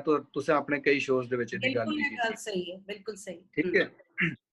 ਅੱਛਾ, ਉਹ ਬਹੁਤੇ ਪੈਸੇ ਕਿਉਂ ਲੱਭਦੇ ਸਨ? ਜ਼ਾਹਿਰ ਹੈ ਕਿ ਇਹ ਬਹੁਤ ਹੀ ਅਹਿਮ ਚੀਜ਼ ਸੀ ਕਿ ਪੰਜਾਬੀਆਂ ਨੂੰ ਪੰਜਾਬੀ ਤੋਂ, ਉਹਨਾਂ ਦੇ ਐਜੂਕੇਸ਼ਨ ਸਿਸਟਮ ਤੋਂ ਦੂਰ ਕਰ ਦਿੱਤਾ ਜਾਵੇ, ਔਰ ਉਹਨਾਂ ਨੂੰ ਬਿਲਕੁਲ ਇੱਕ ਹੋਰ ਸ਼ਨਾਖਤ ਦਿੱਤੀ ਜਾਵੇ ਜਿਹੜੀ ਕਿ ਸ਼ਾਇਦ ਉਹਨਾਂ ਦੀ ਨਹੀਂ ਹੈ। ਅੱਛਾ, ਲੇਕਿਨ ਵੇਖੋ ਕਿ ਕਿੱਡੀ ਵੱਡੀ ਜ਼ੁਬਾਨ ਹੈ, ਕਿੱਡੀ ਡੈਪਥ ਹੈ ਦੇ ਵਿੱਚ, ਕਿ ਮਤਲਬ ਇੰਨਾ ਕੁਝ ਹੋਣ ਦੇ ਬਾਵਜੂਦ, ਹਾਂ, ਇੰਨਾ ਕੁਝ ਹੋਣ ਦੇ ਬਾਵਜੂਦ ਮੈਂ ਤੇ ਤੁਸੀਂ 2020 ਦੇ ਵਿੱਚ ਪੰਜਾਬੀ 'ਚ ਗੱਲ ਕਰ ਰਹੇ ਹਾਂ। 2 ਸਦੀਆਂ ਪਹਿਲੇ ਧੌਣ ਘੁੱਟੀ ਗਈ ਜਿਹੜੀ ਜ਼ੁਬਾਨ ਦੀ, ਉਹਦੇ ਵਿੱਚ ਅਸੀਂ ਅੱਜ ਵੀ ਗੱਲ ਕਰ ਰਹੇ ਹਾਂ, ਉਹਨਾਂ ਨੂੰ ਬਚਾਉਣ ਦੀ ਕੋਸ਼ਿਸ਼ ਕਰ ਰਹੇ ਹਾਂ। ਅੱਛਾ, ਦੁਨੀਆ ਦੇ ਵਿੱਚ ਕਈ ਜ਼ੁਬਾਨਾਂ ਦੇ ਨਾਲ ਇਸ ਤਰ੍ਹਾਂ ਹੋਇਆ ਔਰ ਉਹਨਾਂ ਨੂੰ ਬਚਾਇਆ ਵੀ ਗਿਆ। ਜਿਵੇਂ ਹੀਬਰੂ ਲੈਂਗੁਏਜ ਹੈ, ਹੀਬਰੂ ਦਾ ਕੋਈ ਨਾਮੋ ਨਿਸ਼ਾਨ ਨਹੀਂ ਸੀ ਔਰ ਉਹਨੂੰ ਬੋਲਣ ਵਾਲੇ ਕੋਈ ਵੀ ਨਹੀਂ ਸਨ ਰਹਿ ਗਏ, ਲੇਕਿਨ ਜਿਊਜ਼ ਨੇ ਬਿਲਕੁਲ ਪ੍ਰੋਪਰ ਤਰੀਕੇ ਦੇ ਨਾਲ ਉਹਨੂੰ ਅਪਣਾ ਕੇ ਉਹਨੂੰ ਟੈਕਨੋਲੋਜੀ ਦੀ ਜ਼ੁਬਾਨ ਬਣਾਇਆ, ਸਾਇੰਸ ਦੀ ਜ਼ੁਬਾਨ ਬਣਾਇਆ, ਔਰ ਉਹਨੂੰ ਸਰਕਾਰੀ ਸਤ੍ਹਾ ਦੇ ਉੱਤੇ ਓਨ ਕਰ ਦਿੱਤਾ, ਤੇ ਹੁਣ ਉਹ ਚੰਗਾ ਫਲਰਿਸ਼ ਕਰ ਰਹੀ ਹੈ। ਇਸ ਤੋਂ ਇਲਾਵਾ ਵੀ ਕਈ ਜ਼ੁਬਾਨਾਂ ਹੈਗੀਆਂ ਨੇ, ਤੇ ਪੰਜਾਬੀ 'ਚ ਪੂਰੀ ਜਾਨ ਹੈਗੀ ਹੈ ਸਾਇੰਸ ਦੀ ਜ਼ੁਬਾਨ ਬਣਨ ਦੀ, ਸੋਸ਼ਲ ਸਾਇੰਸ ਦੀ ਜ਼ੁਬਾਨ ਬਣਨ ਦੀ, ਕਮਿਊਨੀਕੇਸ਼ਨ ਦੀ ਜ਼ੁਬਾਨ, ਸਹਾਫਤ ਦੀ ਜ਼ੁਬਾਨ, ਸਿਆਸਤ ਦੀ ਜ਼ੁਬਾਨ, ਐਂਟਰਟੇਨਮੈਂਟ ਦੀ ਜ਼ੁਬਾਨ, ਲਿਟਰੇਚਰ ਦੀ ਜ਼ੁਬਾਨ ਬਣਨ ਦੀ। ਬਹੁਤ ਹੀ ਪੁਰਾਣੀ ਤੇ ਡੂੰਘੀ ਜ਼ੁਬਾਨ ਹੈ, ਔਰ ਜ਼ੁਬਾਨ ਇਹ ਨਹੀਂ ਕਿ ਮੈਂ ਅੱਜ ਕੋਈ ਨਵੀਂ ਜ਼ੁਬਾਨ ਸ਼ੁਰੂ ਕਰਦੇ ਹਾਂ ਤੇ ਉਹ ਹਫ਼ਤੇ ਬਾਅਦ ਬਣ ਜਾਏਗੀ। ਸਦੀਆਂ ਦੀ ਰਿਆਜ਼ਤ ਹੈ। ਪਹਿਲੇ ਕੁਝ ਸੀ, ਫਿਰ ਕੁਝ ਹੋਈ, ਤੇ ਹੁਣ ਅਸੀਂ ਜਿਹੜੇ ਲਹਿਜੇ 'ਚ ਬੋਲ ਰਹੇ ਹਾਂ, ਹੁਣ ਜਿਹੜੇ ਸਾਡੇ ਕੋਲ ਅੱਖਰ ਨੇ ਉਹ ਬਿਲਕੁਲ ਹੀ ਕੁਝ ਹੋਰ ਨੇ। ਠੀਕ ਹੈ ਜੀ, ਬਿਲਕੁਲ ਮਜ਼ਾ ਆ ਗਿਆ। ਮੈਂ ਤਾਂ ਪਤਾ ਜਾਣ ਕੇ ਤੁਹਾਨੂੰ ਇਹ ਇਸ ਲਈ ਕਿ ਕਿਉਂਕਿ ਮੈਂ ਤੁਹਾਨੂੰ ਬਾਰ-ਬਾਰ ਕਹਿ ਰਹੀ ਹਾਂ, ਔਰ ਮੈਂ ਆਪਣੇ ਮਿੱਤਰਾਂ ਨੂੰ ਵੀ ਕਹਿ ਰਹੀ ਹਾਂ ਜਿੱਥੇ ਜਿੱਥੇ ਦੁਨੀਆ 'ਚ ਬੈਠੇ ਆ, ਬੜੀ ਜਗ੍ਹਾ ਤੇ ਪੰਜਾਬੀ ਬੈਠੇ ਆ, ਕੈਨੇਡਾ, ਆਸਟ੍ਰੇਲੀਆ, ਇੰਗਲੈਂਡ, ਉਹਦੇ ਬਾਅਦ ਮਤਲਬ ਬਹੁਤ ਸਾਰੇ ਕੰਟਰੀਜ਼ 'ਚ, ਔਰ ਦੇਖਦੇ ਪਏ ਨੇ ਲੋਕ। ਔਰ ਮੈਂ ਤੁਹਾਨੂੰ ਦੱਸਾਂ ਕੁਝ ਥੋੜਾ ਜਿਹਾ, ਮੈਂ ਜਿਸਾਂ ਇਹ ਪੰਜਾਬੀ ਬੈਠਕ ਜਿਹੜਾ ਵਾ ਇਹ ਇੱਥੋਂ ਮੀਡੀਆ ਦੀ ਜਿਹੜੀ ਰਿਪਰੈਜ਼ੈਂਟੇਸ਼ਨ ਹੈ, ਜਿਹੜੀ ਕਿ ਸ਼ੁਰੂ ਤੌਰ ਤੇ ਮੇਰਾ ਖਿਆਲ ਹੈ ਇਹ ਸ਼ਾਇਦ ਖੁਦਾ ਨੇ ਤੌਫੀਕ ਮੈਨੂੰ ਦੇਣੀ ਸੀ ਕਿ ਇਹ ਵਾਲਾ ਕੰਮ ਮੈਂ ਸ਼ੁਰੂ ਕਰਾਂ ਇੱਥੇ ਬੈਠ ਕੇ, ਗੋਰਿਆਂ ਦੇ ਮੁਲਕ ਦੇ ਵਿੱਚ ਬੈਠ ਕੇ, ਔਰ ਗੜ 'ਚ ਬੈਠ ਕੇ ਔਰ ਗੋਰਿਆਂ ਦੇ ਬੱਚਿਆਂ ਨੂੰ ਪੜ੍ਹਾ ਪੜੂ ਕੇ ਉੱਥੇ ਆਈ ਹਾਂ। ਲੇਕਿਨ ਇੰਝ ਸੀ ਕਿ ਮੈਨੂੰ ਨਾ ਉਂਝ ਹੀ ਥੋੜਾ ਜਿਹਾ ਵਲੰਟੀਅਰ ਕੰਮ ਕਰਨ ਦਾ ਸ਼ੌਕ ਸੀ। ਇੱਥੇ ਜੀਪੀ ਹੁੰਦੇ ਨੇ ਨਾ, ਤੇ ਸਾਡੀਆਂ ਬਜ਼ੁਰਗ ਜਿਹੜੇ ਲੋਕ ਨੇ ਉਹ ਅੰਗਰੇਜ਼ੀ ਨਹੀਂ ਬੋਲ ਸਕਦੇ ਨਾ, ਤੇ ਮੈਂ ਐਵੇਂ ਆਪਣਾ ਐਜ਼ ਅ ਵਲੰਟੀਅਰ ਆਪਣੇ ਜੀਪੀ 'ਚ ਨਾਮ ਦਿੱਤਾ ਹੋਇਆ ਸੀ ਕਿ ਕੋਈ ਵੀ ਜਿਹੜੀ ਆਪਣੀ ਇੰਡੀਅਨ ਜਾਂ ਕੋਈ ਪਾਕਿਸਤਾਨੀ ਜਿਹੜੀ ਆਪਣਾ ਕਮਿਊਨੀਕੇਟ ਨਹੀਂ ਕਰ ਸਕਦੀਆਂ, ਤੇ I can come as a translator volunteer. ਤੇ ਮੈਂ ਜਾਂਦੀ ਰਹੀ ਉਹਨਾਂ ਨਾਲ ਹੀ ਜੁੜ ਕੇ। ਮੈਂ ਉੱਥੇ ਪੰਜਾਬੀ ਬੋਲਣੀ, ਜੇ ਡਾਕਟਰ ਨੇ ਅੰਗਰੇਜ਼ੀ ਜਿਹੜੀਆਂ ਬੋਲੀਆਂ ਨੇ, ਜ਼ਾਹਿਰ ਹੈ ਉਹ ਸਾਡੀਆਂ ਆਪਣੀਆਂ ਇੰਡੀਅਨ, ਆਪਣੀਆਂ ਸਾਡੀਆਂ ਸਿੱਖ ਜਿਹੜੀਆਂ ਬਜ਼ੁਰਗ ਨੇ, ਜਾਂ ਉਹ ਜਿਨ੍ਹਾਂ ਦੇ ਬੱਚੇ ਕੰਮ ਕਰਦੇ ਨੇ, ਬਸ ਟਾਈਮ ਨਹੀਂ ਮਿਲਦਾ, ਅਕਸਰ ਤੇ ਨਾਲ ਹੁੰਦੇ ਨੇ, ਲੇਕਿਨ ਜੇ ਨਾ ਹੋਣ ਤੇ ਮੈਂ ਆਪਣੀ ਸਰਵਿਸਿਜ਼ ਆਫਰ ਕੀਤੀਆਂ ਹੋਈਆਂ ਸੀ। ਤਾਂ ਮੈਂ ਦੌੜਦੀ ਜਾਂਦੀ, ਲਾਗੇ ਸਾਡੇ ਸੀ, ਤੇ ਮੈਂ ਤਾਂ ਵਾਕ ਕਰਕੇ ਚਲੀ ਜਾਂਦੀ ਸੀ ਜੀਪੀ ਤੇ। ਇੰਝ ਕਰ ਮੈਨੂੰ ਬੜਾ ਉਹਨਾਂ ਦੇ ਨਾਲ ਕਨੈਕਸ਼ਨ ਫੀਲ ਹੋਇਆ ਨਾ ਇਸ ਤਰ੍ਹਾਂ। ਤੇ ਫਿਰ ਉਹਦੇ ਬਾਅਦ ਨੈਚੁਰਲੀ ਇੱਕ ਘਰ ਦੇ ਵਿੱਚ ਵੀ ਸਿਲਸਿਲਾ ਸੀ, ਔਰ ਆਪਸ ਦੀ ਗੱਲ ਹੈ ਅੰਗਰੇਜ਼ੀ ਬੋਲ ਇਹ ਪਤਾ ਨਹੀਂ ਇਹਨੂੰ ਕੀ ਕਹੀਦਾ, ਬੜਾਛਾਂ ਕਹੀਦਾ ਕਿ ਬਾਛਾਂ, ਉਹ ਵੀ ਥੱਕ ਜੋ ਮਜ਼ਾ ਆਉਂਦਾ ਮੈਨੂੰ ਗੱਲਬਾਤ ਕਰਕੇ, ਔਰ ਮੈਂ ਬਹੁਤ ਜੈਨੂਇਨ ਫੀਲ ਕਰਦੀ ਹਾਂ। ਤੇ ਜਨਾਬ ਇਹ ਕੰਮ ਤੇ ਅਸੀਂ ਆਪਣੀ ਪੰਜਾਬੀ, ਆਪਣੀ ਮਾਂ ਬੋਲੀ ਨੂੰ ਨਾ ਬਚਾਉਣ ਲਈ ਤੇ ਬਹੁਤ ਦੁਨੀਆ ਕਰ ਰਹੀ ਹੈ। ਆਪਣੇ ਤੁਸੀਂ ਲੋਕ, ਤੁਸੀਂ ਬੱਚੇ ਜਦੋਂ ਨਾਲ ਚੱਲਦੇ ਨੇ ਨਾ, ਤੇ ਉਹਦੀ ਹੋਰ ਹੀ ਖੁਸ਼ੀ ਹੁੰਦੀ ਹੈ। ਔਰ ਇਹ ਹੁੰਦਾ ਰਹਿਣਾ ਹੀ ਹੈ। ਅੱਗੇ ਵੀ ਇੱਕ ਕੋਈ ਅਕਤੂਬਰ 'ਚ ਇੱਕ ਇਵੈਂਟ ਆਉਣਾ ਹੈਗਾ ਫਿਰ, ਤੇ ਮੈਂ ਇੱਥੋਂ ਯੂਕੇ ਨੂੰ ਰਿਪਰੈਜ਼ੈਂਟ ਕਰਨ ਵਾਸਤੇ, ਕੁਝ ਹੋ ਜਾਏ ਮੈਂ ਪਹੁੰਚਾਂਗੀ, ਤੇ ਮੈਂ ਰਿਪਰੈਜ਼ੈਂਟ ਕਰਾਂਗੀ ਕਿ ਮੈਂ ਦੇਖੋ ਤੁਸੀਂ ਸਾਰੇ ਬੰਦੇ ਤੇ ਹੁੰਦੇ ਹੀ ਹੋ, ਆਪਣੀਆਂ ਉੱਥੋਂ ਦੀਆਂ ਵੀ ਸਵਾਨੀਆਂ ਕਰ ਰਹੀਆਂ ਨੇ, ਭੈਣਾਂ ਕੁੜੀਆਂ ਸਭ ਕਰ ਰਹੇ, ਬਟ ਯੂਕੇ ਤੋਂ ਇੱਕ ਲੰਡਨ ਦੇ ਗਾਰਡ ਦੇ ਵਿੱਚੋਂ, ਇੰਗਲੈਂਡ ਤੋਂ ਉੱਠ ਕੇ ਬੰਦੀ ਜਾਵੇਗੀ, ਉੱਥੇ ਰਿਪਰੈਜ਼ੈਂਟ ਕਰੇਗੀ ਕਿ ਦੇਖੋ ਜੀ ਅਸੀਂ ਉੱਥੇ ਬੈਠੇ ਗੋਰਿਆਂ ਦੇ ਵਿੱਚ, ਤੇ ਜੇ ਗੋਰਿਆਂ ਨੇ ਕੋਈ ਸਾਡੀ ਕਲਚਰ, ਸਾਡੀ ਮਾਂ ਬੋਲੀ ਨੂੰ ਦਰੋਹ ਕੀਤਾ, ਬੜੇ ਸਾਲ ਹੋ ਗਏ, ਅਸੀਂ ਹੁਣ ਖੜੇ ਹਾਂ ਨਾਲ। ਤੇ ਇਹ ਜਿਹੜੀ ਚੀਜ਼ ਹੈ ਇਹ ਬੜੀ ਇੰਪੋਰਟੈਂਟ ਹੈ। ਸਾਡੇ ਜਿਹੜੇ ਬੱਚੇ ਨੇ, ਮੈਂ ਤੇ ਬਕਾਇਦਾ ਇਸ ਨੂੰ, ਇਸੇ ਪੈਗਾਮ ਨੂੰ ਲੈ ਕੇ ਅੱਗੇ ਚੱਲਣਾ, ਔਰ ਇਸੇ ਨੂੰ, ਕਿਉਂਕਿ ਜੇ ਆਪਣੀ ਜ਼ਬਾਨ ਹੋਏਗੀ ਤੇ ਸਾਡੀ ਐਗਜ਼ਿਸਟੈਂਸ ਹੋਏਗੀ। ਸਾਨੂੰ ਕੋਈ ਇਤਰਾਜ਼ ਨਹੀਂ, ਸਾਡੇ ਇੱਥੇ ਵੀ ਬੱਚੇ ਤੁਹਾਨੂੰ ਪਤਾ ਹੀ ਹੈ ਉੱਥੇ ਵੀ ਸਿੱਖਦੇ, ਜਰਮਨ, ਇਟਾਲੀਅਨ, ਫ੍ਰੈਂਚ, ਫਲਾਂ ਟਮਕਾਨ, ਉਰਦੂ ਵੀ ਪੜ੍ਹਦੇ ਆ, ਉਰਦੂ ਵੀ ਪੜ੍ਹਨੀ ਹੈ, ਰਾਸ਼ਟਰੀ ਜ਼ਬਾਨ ਹੈ, ਲੇਕਿਨ ਆਪਣੇ ਨਾਲ, ਆਪਣੀ ਮਾਂ ਨਾਲ, ਆਪਣੀ ਮਾਂ ਬੋਲੀ ਨਾਲ ਸਾਨੂੰ ਦੂਜੀਆਂ ਸਭ ਦੀਆਂ ਮਾਵਾਂ ਦੀ ਬਹੁਤ ਰਿਸਪੈਕਟ ਆ। ਔਰ ਆਪਣੀ ਮਾਂ ਬੋਲੀ ਨਾਲ ਅਸੀਂ ਜ਼ਾਤੀ ਨਹੀਂ ਹੋਣ ਦੇਣੀ। ਇਹੀ ਚੀਜ਼ ਅੱਗੇ ਹੁਣ ਰਹਿ ਗਿਆ ਜੇ ਟਾਈਮ ਥੋੜਾ ਜਿਹਾ, ਮੈਨੂੰ ਇਹ ਦੱਸੋ ਕੀ ਪੈਗਾਮ ਦੇਣਾ ਚਾਹੋਗੇ? ਮੈਨੂੰ ਬਹੁਤ ਅੱਛਾ ਲੱਗ ਰਿਹਾ ਕਿ ਅੱਜ ਮੈਂ ਇੱਕ ਨਵੀਂ ਪੀੜ੍ਹੀ ਦਾ, ਇੱਕ ਨਵਾਂ ਸਾਡਾ ਯੂਥ ਜਿਹੜਾ, ਉਹ ਪੈਗਾਮ ਜਿਮੀ ਟੀਵੀ ਤੋਂ ਪੂਰੀ ਦੁਨੀਆ ਨੂੰ ਕੀ ਦੇਣਾ ਚਾਹੇਗਾ?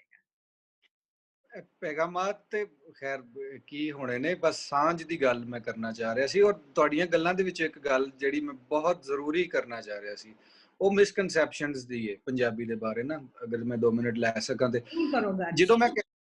ਜਦੋਂ ਮੈਂ ਕਹਿੰਦਾ ਨਾ ਕਿ ਮੈਨੂੰ ਪੰਜਾਬੀ ਨਾਲ ਪਿਆਰ ਹੈ ਜਾਂ ਮੇਰੀ ਮਾਂ ਬੋਲੀ ਪੰਜਾਬੀ ਹੈ, ਤੇ ਅੱਗੋਂ ਜਵਾਬ ਆਉਂਦਾ, ਓਹੋ ਆਪਕੋ ਉਰਦੂ ਸੇ ਨਫ਼ਰਤ ਹੈ। ਭਾਈ ਮੈਂ ਕਦੋਂ ਕਿਹਾ ਮੈਨੂੰ ਉਰਦੂ ਸੇ ਨਫ਼ਰਤ ਹੈ? ਮੈਂ ਤਾਂ ਆਪਣੀ ਮਾਂ ਬੋਲੀ ਦੀ ਗੱਲ ਕਰ ਰਿਹਾ ਕਿ ਮੈਨੂੰ ਪੰਜਾਬੀ ਨਾਲ ਪਿਆਰ ਹੈ। ਇਹ ਤੇ ਉਹੀ ਗੱਲ ਹੋ ਗਈ ਕਿ ਮੈਨੂੰ ਮੇਰੀ ਮਾਂ ਨਾਲ ਪਿਆਰ ਹੈ, ਤੇ ਮੈਨੂੰ ਕੋਈ ਕਿ ਤੈਨੂੰ ਤੇਰੀ ਮਾਸੀ ਨਾਲ ਨਫ਼ਰਤ। ਮੈਂ ਕਦੋਂ ਨਫ਼ਰਤ ਦੀ ਗੱਲ ਕੀਤੀ? ਮੈਂ ਤਾਂ ਪੰਜਾਬੀ ਨਾਲ ਮੁਹੱਬਤ ਦੀ ਗੱਲ ਕੀਤੀ। ਉਹਦੇ ਤੋਂ ਮੁਰਾਦ ਇਹ ਨਹੀਂ ਹੈ ਕਿ ਮੈਂ ਕੋਈ ਲਿਸਾਨੀਅਤ ਨੂੰ ਹਵਾ ਦੇ ਰਿਹਾ ਵਾਂ, ਜਾਂ ਮੈਂ ਕਿਸੇ ਜ਼ੁਬਾਨ ਦੂਜੀ ਨੂੰ ਮੰਦਾ ਕਹਿ ਰਿਹਾ ਵਾਂ। ਸਾਰੀਆਂ ਸੋਹਣੀਆਂ ਨੇ ਆਪਣੀ ਜਗ੍ਹਾ ਤੇ, ਲੇਕਿਨ ਮੈਨੂੰ ਤੇ ਮੇਰਾ ਕਨਸਟੀਟਿਊਸ਼ਨਲ ਹੱਕ ਤੇ ਦੇ ਦਿਓ, ਮੈਨੂੰ ਵੀ ਮੰਨ ਲਓ, ਪੰਜਾਬੀ ਨੂੰ ਵੀ ਕੋਈ ਥਾਂ ਦੇ ਦਿਓ। ਜਹਾਲਤ ਦਾ ਜਿਹੜਾ ਟੈਗ ਤੁਸੀਂ ਲਾਤਾ ਹੈ ਸੂਫੀਆਂ ਦੀ ਜ਼ੁਬਾਨ ਦੇ ਉੱਤੇ, ਇੰਟੈਲੈਕਚੁਅਲਸ ਦੀ ਜ਼ੁਬਾਨ ਦੇ ਉੱਤੇ, ਉਹਨੂੰ ਤੇ ਧੋ ਦਿਓ। ਜੇ ਤੁਸੀਂ ਕੋਈ ਥੋੜਾ ਬਹੁਤ ਹਿਸਟਰੀ ਨੂੰ ਜਾਣਦੇ ਹੋ ਤੇ ਪੰਜਾਬੀ ਬਾਰੇ ਆਪ ਹੀ ਪੜ੍ਹ ਲਓ, ਸਾਡੀ ਨਾ ਵੀ ਮੰਨੋ, ਆਪ ਹੀ ਪੜ੍ਹ ਲਓ ਜਿੱਥੇ ਜਿੱਥੇ ਬੈਠੇ ਹੋ। ਦੂਜਾ ਜਿਹੜਾ ਤੁਹਾਡਾ ਯੂਕੇ ਦੇ ਵਿੱਚ ਹੋ ਰਿਹਾ ਮਰਦਮਸ਼ੁਮਾਰੀ ਹੋ ਰਹੀ ਹੈ, ਹਾਂਜੀ, ਜੋ ਕੁਝ ਅਸੀਂ ਪਾਕਿਸਤਾਨ ਇੰਡੀਆ ਮਤਲਬ ਚੜ੍ਹਦੇ ਲੈਂਦੇ ਪੰਜਾਬ ਚ ਕਰਨੇ, ਉਹ ਅਸੀਂ ਯੂ ਬੈਠੇ ਹੋਏ ਨੇ, ਮੇਰੇ ਕਈ ਕਜ਼ਨ ਯੂਕੇ ਚ ਬੈਠੇ ਹੋਏ ਨੇ, ਉਹ ਕੁਝ ਕਰਦੇ ਨੇ ਉੱਥੇ ਜਾ ਕੇ। ਯਾਨੀ ਕਿ ਜਿਹੜੇ ਹਿੰਦੂ ਪੰਜਾਬੀ ਨੇ ਉਹ ਹਿੰਦੀ ਲਿਖ ਦਿੰਦੇ ਨੇ ਮਾਦਰੀ ਜ਼ੁਬਾਨ, ਜਿਹੜੇ ਮੁਸਲਮਾਨ ਪੰਜਾਬੀ ਨੇ ਇੱਥੋਂ ਦੇ ਉਹ ਉਰਦੂ ਲਿਖ ਦਿੰਦੇ ਨੇ। ਜਾਂ ਤੇ ਉਹਨਾਂ ਨੂੰ ਪਤਾ ਨਹੀਂ ਕਿ ਮਾਦਰੀ ਜ਼ੁਬਾਨ ਕਿਹਨੂੰ ਕਹਿੰਦੇ ਨੇ, ਉਹ ਏਡੇ ਅਨਅਵੇਅਰ ਨੇ, ਜਾਂ ਫਿਰ ਉਹਨਾਂ ਦੇ ਦਿਲ ਦੇ ਵਿੱਚ ਕੋਈ ਖੋਟ ਹੈ, ਕੋਈ ਉਹਨਾਂ ਨੂੰ ਕੋਈ ਜਾਹਲ ਕਹਿ ਦੇਗਾ ਜਾਂ ਕੋਈ ਹੋਰ ਸ਼ੈ ਕਹਿ ਦੇਗਾ। ਜੇ ਤੁਸੀਂ ਜਾਹਲ ਕਹਾਉਂਦੇ ਹੋ ਤੇ ਤੁਹਾਡੇ ਮਾਂ ਪਿਓ ਕੀ ਕਹਾਉਣਗੇ? क्या ਤੁਹਾਡੇ ਮਾਪਿਓ ਪੰਜਾਬੀ ਨਹੀਂ ਨੇ? क्या सूफी बाबे ਜਿਹੜੇ ਕਿ ਸ਼ਾਇਰੀ ਕਰ ਗਏ ਨੇ, क्या ਉਹ ਜਾਹਿਲ ਨੇ? ਜਾਂ ਚਾਣਕੀਆ ਦੀ ਅਗਰ ਮਿਸਾਲ ਲਵੋ, ਹੜੱਪਨ ਸਿਵਲਾਈਜੇਸ਼ਨ ਦੀ ਮਿਸਾਲ ਲਓ, ਜਿੱਥੇ ਪਹਿਲੀ ਯੂਨੀਵਰਸਿਟੀ ਸੀ ਦੁਨੀਆ ਦੀ, ਕਹਿੰਦੇ ਨੇ ਕੁਝ ਲੋਕ, ਉਹ ਐਡਾ ਡਿਵੈਲਪਡ ਸ਼ਹਿਰ ਸੀ, क्या ਉਹ ਲੋਕ ਜਾਹਲ ਸਨ ਜਿਹੜੀ ਜ਼ੁਬਾਨ ਉਹ ਬੋਲ ਰਹੇ ਸਨ, ਜਿਹਦੇ ਨਾਲ ਅਸੀਂ ਜੁੜੇ ਹੋਏ ਹਾਂ? ਸੋ ਪੈਗਾਮ ਤੇ ਨਹੀਂ ਹੈ, ਸਿਰਫ ਹੈ ਵੀ ਯੂਥ ਨੂੰ ਸਪੈਸ਼ਲੀ ਐਡਰੈਸ ਕਰਕੇ ਕਿ ਯਾਰ ਤੁਹਾਡੇ ਕੋਲ ਤੇ ਟੈਕਨੋਲੋਜੀ ਦਾ ਐਡਾ ਵੱਡਾ ਟੂਲ ਔਰ ਤਾਕਤ ਹੈ। ਮੇਰੀ ਗੱਲ ਅਗਰ ਤੁਹਾਨੂੰ ਨਹੀਂ ਸਮਝ ਆ ਰਹੀ, ਮੈਂ ਪਸੰਦ ਨਹੀਂ ਆ, ਕੋਈ ਗੱਲ ਨਹੀਂ। ਸ਼ਗੁਫਤਾ ਜੀ ਦਾ ਸ਼ੋਅ ਤੁਹਾਨੂੰ ਨਹੀਂ ਪਸੰਦ, ਕੋਈ ਗੱਲ ਨਹੀਂ, ਲੇਕਿਨ ਇੰਟਰਨੈਟ ਯੂਜ਼ ਕਰਕੇ ਆਪ ਹੀ ਰਿਸਰਚ ਕਰੋ ਨਾ ਯਾਰ, ਕੀ ਹੈ ਪੰਜਾਬੀ, ਕਿਉਂ ਹੈ ਪੰਜਾਬੀ, ਔਰ ਪੰਜਾਬੀ ਜ਼ਰੂਰੀ ਕਿਉਂ ਹੈ? ਆਪਣਾ ਐਨਾਲਿਸਿਸ ਆਪ ਹੀ ਕਰੋ। ਸਾਡੇ ਤੇ ਨਾ ਰਹਿਣਾ, ਜਾਗਦੇ ਰਹਿਣਾ, ਸਾਡੇ ਤੇ ਨਾ ਰਹਿਣਾ ਬੜਾ ਸਿਲਸਿਲਾ। ਸੋ ਆਪ ਹੀ ਜਾਗੋ, ਆਪਣੇ ਨਾਲ ਦਿਆਂ ਨੂੰ ਜਗਾਓ, ਤੇ ਜੇ ਤੁਸੀਂ ਆਪਣੀ ਆਇਡੈਂਟੀਟੀ ਦੇ ਉੱਤੇ ਸ਼ਰਮਿੰਦਾ ਹੋ ਤੇ ਫਿਰ ਤੁਹਾਡੇ ਕੋਲ ਨਾ ਤੇ ਕੋਈ ਐਜੂਕੇਸ਼ਨ ਹੈ ਤੇ ਨਾ ਤੁਸੀਂ ਸਿਵਲਾਈਜ਼ਡ ਹੋ ਇਸ ਦੁਨੀਆ ਦੇ ਵਿੱਚ। ਬਿਲਕੁਲ ਸਹੀ, ਇੰਨਾ ਸੋਹਣਾ ਪੈਗਾਮ ਦਿੱਤਾ ਕਿ ਕਹਿੰਦੇ ਨੇ ਕਿ ਉਹ 100 ਹੱਥ ਰੱਸਾ ਤੇ ਸਿਰੇ ਤੇ ਗੰਢ, ਇੰਨੇ ਪਿਆਰੀ ਗੱਲ ਕਰ ਛੋੜੀ ਤੁਸੀਂ। ਤੇ ਮੈਂ ਤੁਹਾਨੂੰ once again I'm so proud of you. I would love to salute you. I'm humbled, I'm thankful to be here, and I would love to join you guys again, maybe in any other show or something, and I'll invite you particularly in my show Praga, and we'll talk more about Punjabi and diaspora and whatnot. Everything. ਬਹੁਤ ਅੱਛਾ ਲੱਗਿਆ। ਹਲੇ ਤੇ ਮੈਂ ਨਾ ਤੁਹਾਨੂੰ ਸਾਰਿਆਂ ਨੂੰ, ਇਹ ਮੇਰੇ ਜਿੰਨੇ ਵੀ, ਮੈਂ ਹਲੇ ਉਹ ਈਵਨ ਡਿਸਕਲੋਜ਼ ਨਹੀਂ ਕਰਨਾ ਚਾਹੁੰਦੀ ਕਿਉਂਕਿ ਉਹ ਆਪਣੇ ਪੰਜਾਬ ਦੇ ਹੀ ਜਿਹੜੇ ਆਰਗੇਨਾਈਜ਼ਰ ਨੇ ਉਹ ਕਰਨਗੇ, ਬਟ ਮੈਂ ਉਹਨਾਂ ਨੂੰ ਕਿਹਾ ਕਿ ਮੇਰੀ ਸਿਹਤ ਠੀਕ ਰਵੇ, ਮੈਂ ਕਰਕੇ ਮੈਂ ਤੋਂ ਛੱਡ ਕੇ ਉਸ ਵਾਸਤੇ ਮੈਂ ਆਪਣੀ ਸਾਂਝ ਤੁਹਾਡੇ ਸਾਰਿਆਂ ਨਾਲ, ਮੈਂ ਆਪਣੀ ਮਾਂ ਬੋਲੀ ਨਾਲ ਸਾਂਝ ਨਾਲ ਮੈਂ ਉੱਥੇ ਆਵਾਂਗੀ। ਔਰ ਮੈਂ ਇਸ ਤਰ੍ਹਾਂ that's the spirit ਜ਼ਰੂਰ। ਔਰ ਮੈਂ ਦੱਸਣਾ ਚਾਹਾਂਗੀ ਕਿ ਵੀ ਇੱਥੇ ਕੋਈ ਨਹੀਂ ਹੈ ਉਹ, ਜਾਂ ਮੇਰੇ ਭਰਾਵੋ, ਮੇਰੇ ਛੋਟੇ ਬੱਚਿਆਂ ਵਾਂਗਰੋ ਤੁਸੀਂ ਵੀ, ਵੱਡੇ ਵੀ ਨਹੀਂ, ਜਿਹੜੇ ਸਾਰੇ ਤੁਸੀਂ ਦੇਖੋ ਕਿ ਮੈਂ ਔਰਤ ਹੋ ਕੇ ਤੁਸੀਂ ਇੱਥੋਂ ਦੇਖੋ, ਹੁਣ ਸਾਰਿਆਂ ਨੂੰ ਵਕਤਾਂ ਪਿਆ ਦਾ, ਕਰੋਨਾ ਵਾ ਗਈ ਹੈ, ਇੱਥੇ ਫਲਾਈਟਾਂ ਦੇ ਮਸਲੇ ਪਏ, ਲੇਕਿਨ ਮੇਰੀ ਸਪਿਰਿਟ ਹੈ ਕਿ ਨਹੀਂ, ਮੈਂ ਜਾਣਾ, ਮੈਂ ਇਹ ਚੀਜ਼ ਦੀ ਇੱਕ ਮਿਸਾਲ ਕਾਇਮ ਕਰਨਾ ਚਾਹੁੰਦੀ ਹਾਂ। ਜਿਸ ਤਰ੍ਹਾਂ ਮੈਂ ਤੇ ਨੁਜ਼ਰਤ ਹੋਰਾਂ ਨੇ ਆਰਗੇਨਾਈਜ਼ ਕੀਤਾ ਸੀ, ਅਸੀਂ ਕਲਚਰਲ ਡੇ ਵੀ, ਜਿਹੜਾ ਪੰਜਾਬੀ ਕਲਚਰਲ ਡੇ ਦੀ ਜਿਹੜੀ ਪਹਿਲੀ ਇੱਟ ਜਿਹੜੀ ਹੈ ਉਹ ਨੁਜ਼ਰਤ ਅਬਾਸ ਦੇ ਘਰ ਰੱਖੀ ਗਈ ਸੀ, ਹਾਲ ਬੁੱਕ ਕਰਾਇਆ ਹੋਇਆ ਸੀ, ਫਿਰ ਕਰੋਨਾ ਆ ਗਿਆ, ਡਰ ਗਏ ਲੋਕ। ਨੁਜ਼ਰਤ ਜੀ ਨੇ ਕਿਹਾ, ਮੈਂ ਕਿਹਾ ਲੋਧੀ ਕੱਪਲ ਤੁਹਾਡੇ ਕੋਲ ਪਹੁੰਚੇਗਾ, ਫਿਰ ਕੁਝ ਹੋਰ ਦੋ। ਜਨਾਬ ਅਸੀਂ 7 ਕੇ 8 ਬੰਦਿਆਂ ਦੇ ਨਾਲ ਉਹ ਪੰਜਾਬੀ ਕਲਚਰ ਜਿਸ ਤਰ੍ਹਾਂ ਫਸਟ ਟਾਈਮ ਪੰਜਾਬ 'ਚ ਹੋਇਆ ਤੇ ਆਕਸਫੋਰਡ 'ਚ ਉੱਥੇ ਬਣਾਇਆ ਗਿਆ। ਤੇ ਅਸੀਂ ਉਹ ਵਾਲੇ ਆਪਣੀ ਮਾਂ ਬੋਲੀ ਦੇ ਨਾਲ, ਕਿਉਂਕਿ ਅਸੀਂ ਅੱਜ ਆਪਣੀ ਮਾਂ ਬੋਲੀ ਨਾਲ ਜੁੜੇ ਹਾਂ, ਸਾਡੇ ਮਾਂ ਬਾਪ ਦੀ ਸਾਡੇ ਦਿਲ 'ਚ ਬਹੁਤ ਇੱਜ਼ਤ ਹੈ, ਅਸੀਂ ਉਹਨਾਂ ਦੀ ਕਰਾਂਗੇ ਤੇ ਸਾਡੀਆਂ ਔਲਾਦਾਂ ਸਾਡੀ ਕਰਨਗੀਆਂ ਔਰ ਕਰ ਰਹੇ ਨੇ। Exactly. Thank you so much Ali Usman Bajwa, ਬਹੁਤ ਅੱਛਾ, ਇਸੇ ਤਰ੍ਹਾਂ ਕੰਮ ਕਰਦਾ। Thank you. ਥੈਂਕ ਯੂ ਜੀ, ਅੱਲਾਹ ਹਾਫਿਜ਼। ਅੱਲਾਹ ਰੱਬ ਰੱਖਾ। ਰੱਬ ਰੱਖਾ।